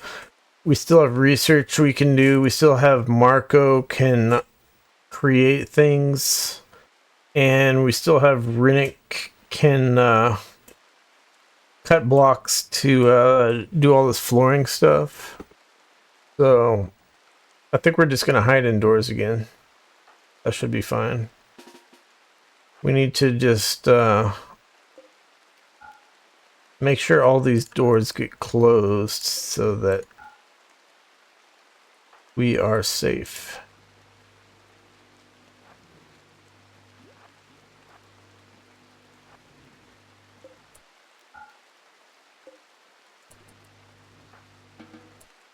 And then we need to schedule everybody to stay indoors. And then, like, the problem we had before is we need to make a hole in the wall here so that we can get to our kitchen, basically.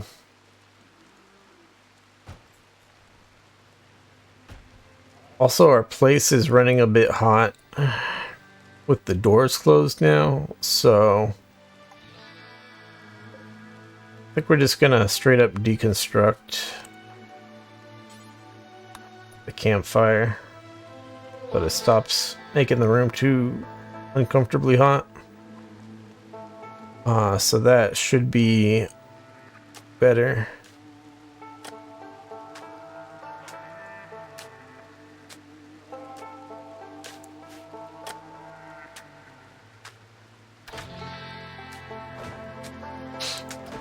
Fuck it. we'll deconstruct this one also.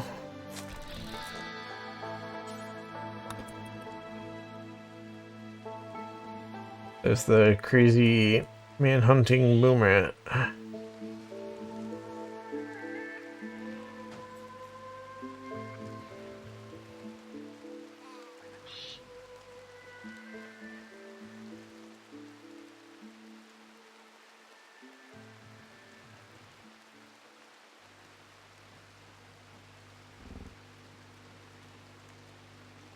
Good thing I left the table inside. I was going to set it again outside earlier, but I didn't get around to it. And now we needed to get we needed it inside again anyways.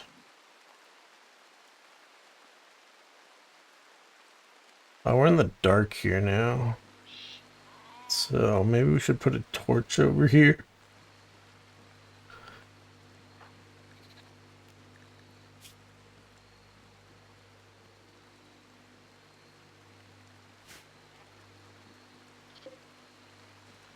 Yeah, I think we'll be fine.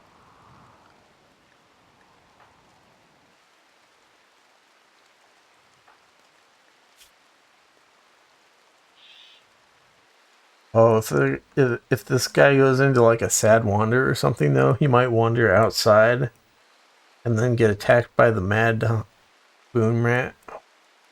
And that would be really bad. Where'd it go? There it is.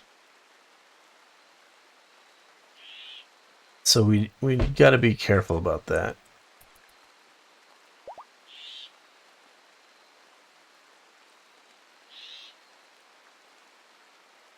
Let's keep an eye on this, and hopefully nothing bad happens.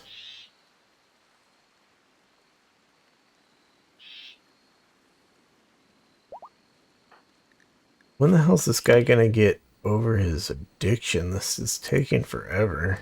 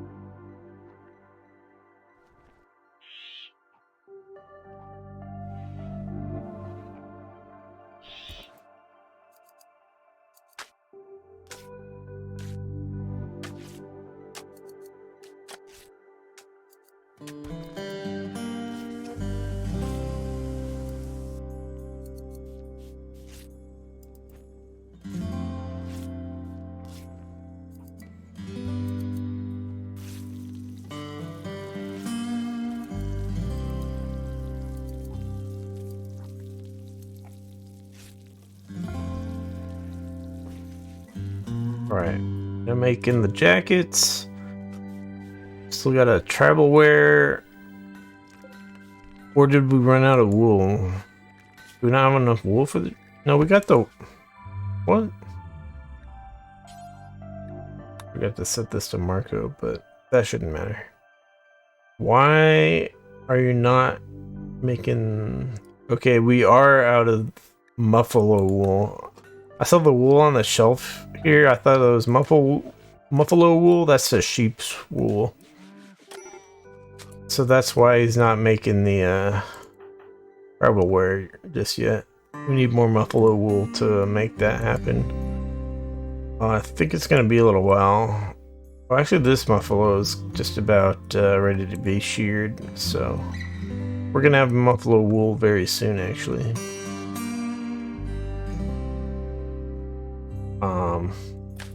Other stuff is pretty much going as planned. Is the manhunter gone yet? I think so. There's like a little red lightning bolt on here when the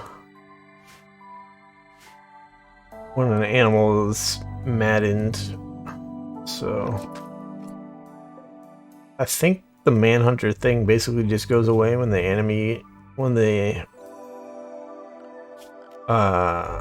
animal becomes unconscious. So we can no longer have to hide it inside.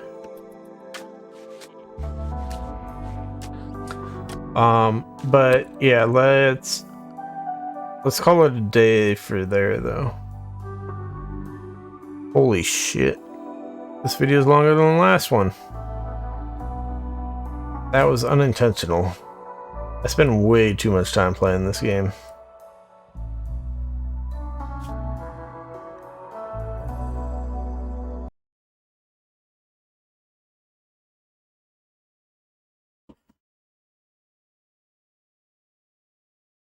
Whoops, I didn't even